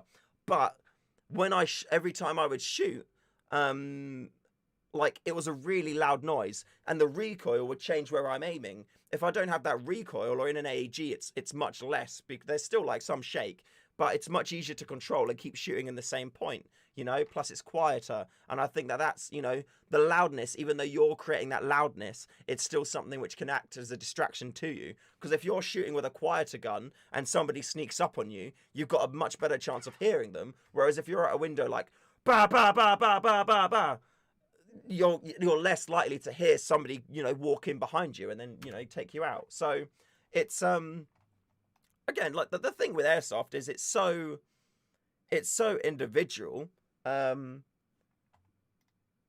that's the great thing, is you can make it your own. You don't have to just live and play airsoft by, you know, how other people do it. You can pick your own. You could run a pink unicorn P90 if you wanted to.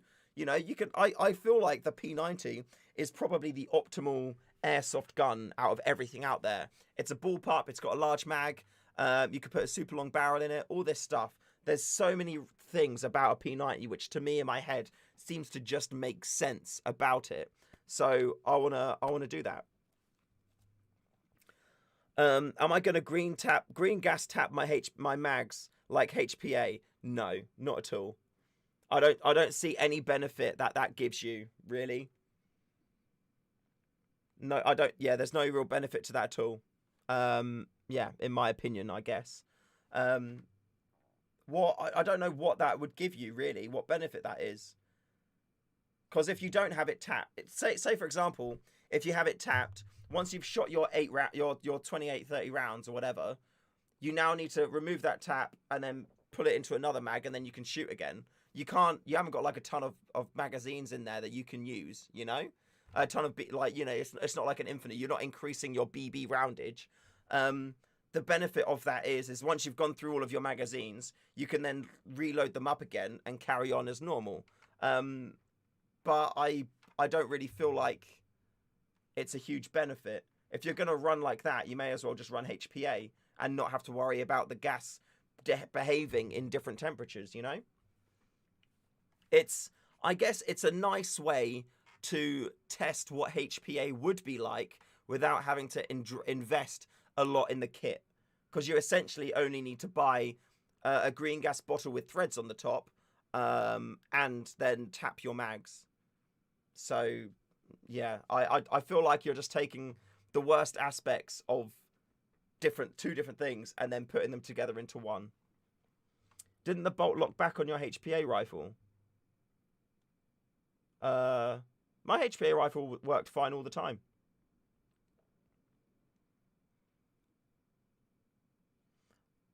Calicus, when I'm a sniper, do I go for headshots? Only if I need to. Yeah, the whole headshot thing, man. I mean, if you're a sniper, just trying to bloody hit someone far away is hard enough as it is. If you hit somebody in the head, if you're aiming to hit somebody in the head, you're aiming for a smaller target. I mean, if your rifle isn't hopping as much and your BBs are dropping, then I would aim for the head, because if that's the top mass of their body. So if my BBs are dropping, I'll aim for the head, because then it will probably hit them in the chest, you know? I think that if you go out to a game day only aiming to hit people in the head, you're probably not going to hit that many people, because the head's a small target. I don't have any problem shooting people in the head. There was a time where there was somebody probably about 35 meters away, 35 meters, literally just outside my MED. Their whole body was on show. Like, literally, their whole body was on show. But because of the angle, I was in like a little kind of building or something. And the only angle I could get was literally to hit them in the head. And I didn't want to do that, but I did it, and I shot them in the head, literally just outside my MED. And I felt bad for the person, don't get me wrong. But even though their whole body was showing, in my position, I was physically only able to hit them in the head. But we all go to, like, it's all, the whole headshot argument, I think, is boring. And the reason why I think it's boring is because I think that everybody agrees with everybody else. It's just the way that people are putting their arguments across, they're slightly different. And that makes people essentially then argue about the wrong thing. You know, people in Airsoft, I don't think anybody plays Airsoft purposefully to hit headshots. I don't think that there are, or if there are, there's probably not many people, okay, playing Airsoft to purposely hit headshots. Because that's the first argument that we need to try and argue, okay? I don't think that's the case. There's been no survey, an official Airsoft survey, to look into that information, okay? Where I think the disconnect is on the whole, are headshots okay thing, is you've got one group of people who say that you shouldn't aim for headshots. If you can see the full body, shoot the body. And if you can only see the head, it's okay to shoot the head. You got this group of people who say you shouldn't aim for headshots unless it's the only shot. And then you've got this group of people who say, they all, again, they pretty much agree on it, but if you shoot someone in the head, it's fine. And that's what this group of people say. And both groups of people argue at each other, because this group is saying you shouldn't, and even though this group says that, you know, they agree that you shouldn't, but they say there's no problem if you do hit someone in the head. And that's what this group argue about. So I think everybody ultimately agrees on the stance of headshots. We play Airsoft, headshots are going to happen, but ultimately, you know, don't be a knobhead and just go for headshots on the day. I think everybody agrees that is a universal truth. But at the same time, headshots are going to happen. There'll be times where I'll hit someone in the head, and I aimed for that. And, you know, I'd rather not, but hey, if that's the only thing I can see, okay. And if I shoot at somebody far away, and I was aiming for their body, and the BB goes up and hits them in the head, I don't feel, you know, in my videos, I even go, oh, sorry about that. And I feel a little bit bad, but I don't feel like I've done anything wrong. Because we're all playing. If we weren't going to hit headshots, we wouldn't have to wear eye protection. It's up to the people who are playing Airsoft to protect themselves adequately. If everybody played Airsoft... Okay, that's fine. If everybody played Airsoft with a bump cap in their helmet, in their headwear, or put a bump cap in the balaclava, or put a bump cap in their hat like that, and if everybody wore face mesh protection like this, if everybody wore this and a bump cap, nobody would fucking complain. Because it's only people that get hit in the head and go, oh, it hurts, that complain about them. So just shut up. It's your fault. If you get shot in the head, don't blame the person who shot you. Blame you for not wearing adequate protection. Okay? It's the same thing with life, you know. You can sit around and moan all the time about how that person's got that life advantage, or that person is, you know, is able to do that because of blah blah blah blah blah. The less time you complain about them, and the more time you look at your own life and go, right, what can I do in order to make that better? Do that and make it better. That's it. That's all it is. If you want to be a doctor, there's no point you sitting around going, fucking hell, that guy's a doctor. I'm so sad. What, dickhead? I want to be a doctor. Go start educating yourself for being a doctor. Go to doctor school. Oh, I got hit in the head and it hurts. Oh, that guy shouldn't have shot me in the head. Or you can just get a £5 bump cap insert and put it in your gear. Oh my god. Oh, you fixed your problem. Oh my god. So yeah, the whole headshot thing, I'm so bored of. So fucking bored of. Because the people complaining, they're the ones that have the power to fix it.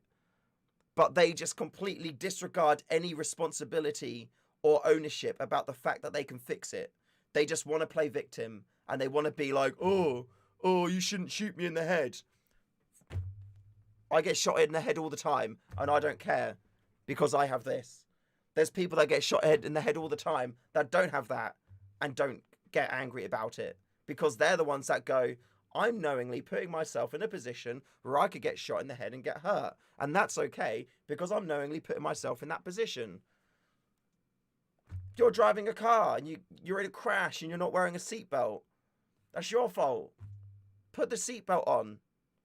That's why you have seatbelts. God, man, it's just... Yeah, Laszlo. So yeah, in a lot of UK ones, I mean, to be fair, it's a lot of Europe as well. People don't wear face protection. I don't know why. I don't know why they don't. Genuinely, I do not know why. Just wear face protection. It's fucking easy. This thing now that I made, it's like I'm not even wearing face protection. The face protection doesn't even touch my face. I'm just wearing eye pro, and now I've got face protection as well. Easy. I fixed my own problem. Look at that. So yeah, I have zero sympathy for anyone. If you get your teeth shot out, I've got no sympathy for you. Don't care. If you get a BB lodged in your face, don't care. If you get, like, you know, peppered in the head by spraying and you've got bumps everywhere and shit, sorry, I don't care. I've got my time. I'd rather care about something which is, you know, more important than that. Do not care. Do not care.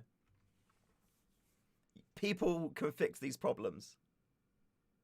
It's like Austin Powers, actually. This is a perfect example. Here we go. This here, okay? This here is the perfect example of headshot. I mean, I might meme this, actually. I might meme this. Here you go. So this here is this is essentially what headshots are in the UK, okay? Austin Powers is the person who is like everybody else, shooting the gun, and the guy who, well, the other guy is people who complain about headshots. Hang on, I'm gonna floor it! Watch out! Move! Move! Move! Careful, Austin. I'm gonna meme this, actually. That's gonna be a video this week. See, he's going, don't shoot me in the head. I don't have protection. There's no protection. Watch out!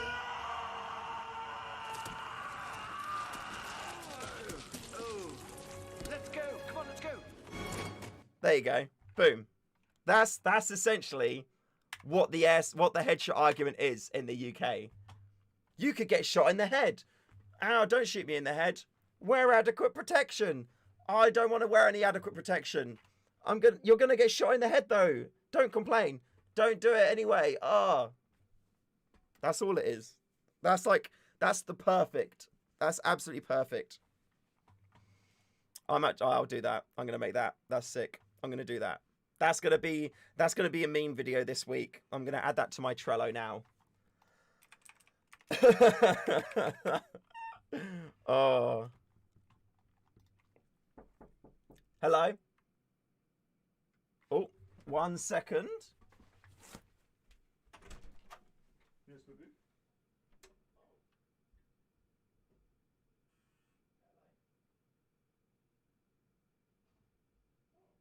I was watching it on my on the screen and it said it hadn't even been left yet. I'll sit this there. Right, I'll get food in, I'll stop the street,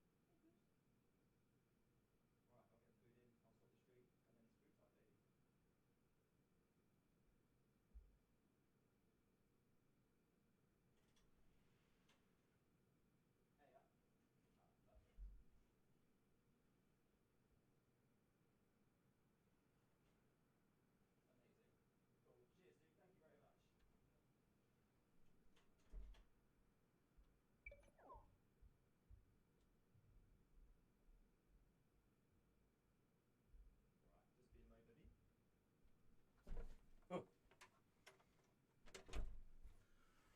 Oh, here we go. Right, let me just quickly add that video.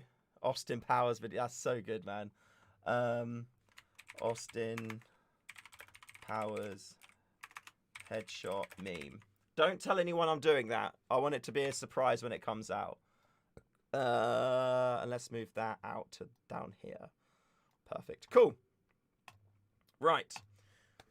I was tracking the order, and apparently it's now arrived. Food has come. So, with that being said, we have literally just gone over the 3-hour mark, and it's been such an awesome stream today. Thank you all very much for joining and being a part of it. I hope that you've had fun. I hope that you've learned about airsofty things, and yeah, I hope that it's been a positive part of your day. Yeah, man, people who complain about headshots, it's just boring. I'm so bored about it. It's something that people can, you know, just complain about when it doesn't need to be. Literally, people complaining about headshots, which isn't worthy of complaining about anyway, they're the ones that make it into something which is dramatized. If people just didn't care about it, then people wouldn't make videos being all like, headshot, blah, blah, blah. But because it gets a reaction, it advertises the videos, and then it just benefits and pushes the person anyway. So they're doing they're promoting the exact thing they're complaining about. which doesn't make any sense. Oh, it doesn't make any sense. But yeah, anyway, thank you all very much for watching. Huge shout out to all my patrons as well. I don't have the picture-y thing there, but I love you all very much. If you'd like to support the channel, everything that we do on it here, there's a link below in the description. The lowest tier is £3 as well, and with that you get VIP access to the Discord, VIP patron in the Discord. And if you want to join the giveaways, the Airsoft Legend and Airsoft Royalty tiers, we're giving away a Raven EU17 green gas Glock this month, and that will be done. The stream for that giveaway will be done on, I think, Wednesday the 7th? Or Monday the 5th. We may have 2 streams back to back because we usually stream on the Sunday, but the prizes getting announced happens on the 5th or just after. So, yeah, that's what we'll be doing there. But yeah, thank you all very much for getting involved. Really appreciate you guys stopping by and enjoying it.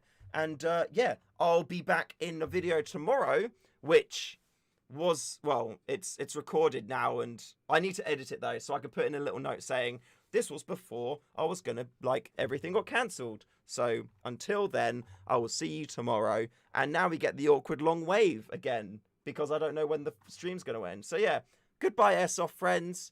Remember to call your hits, and I'll see you in the next one. Bye-bye! I'm gonna... Oh, there we go. At some point, the stream will cut off. And when it does, just remember that I love you all very much.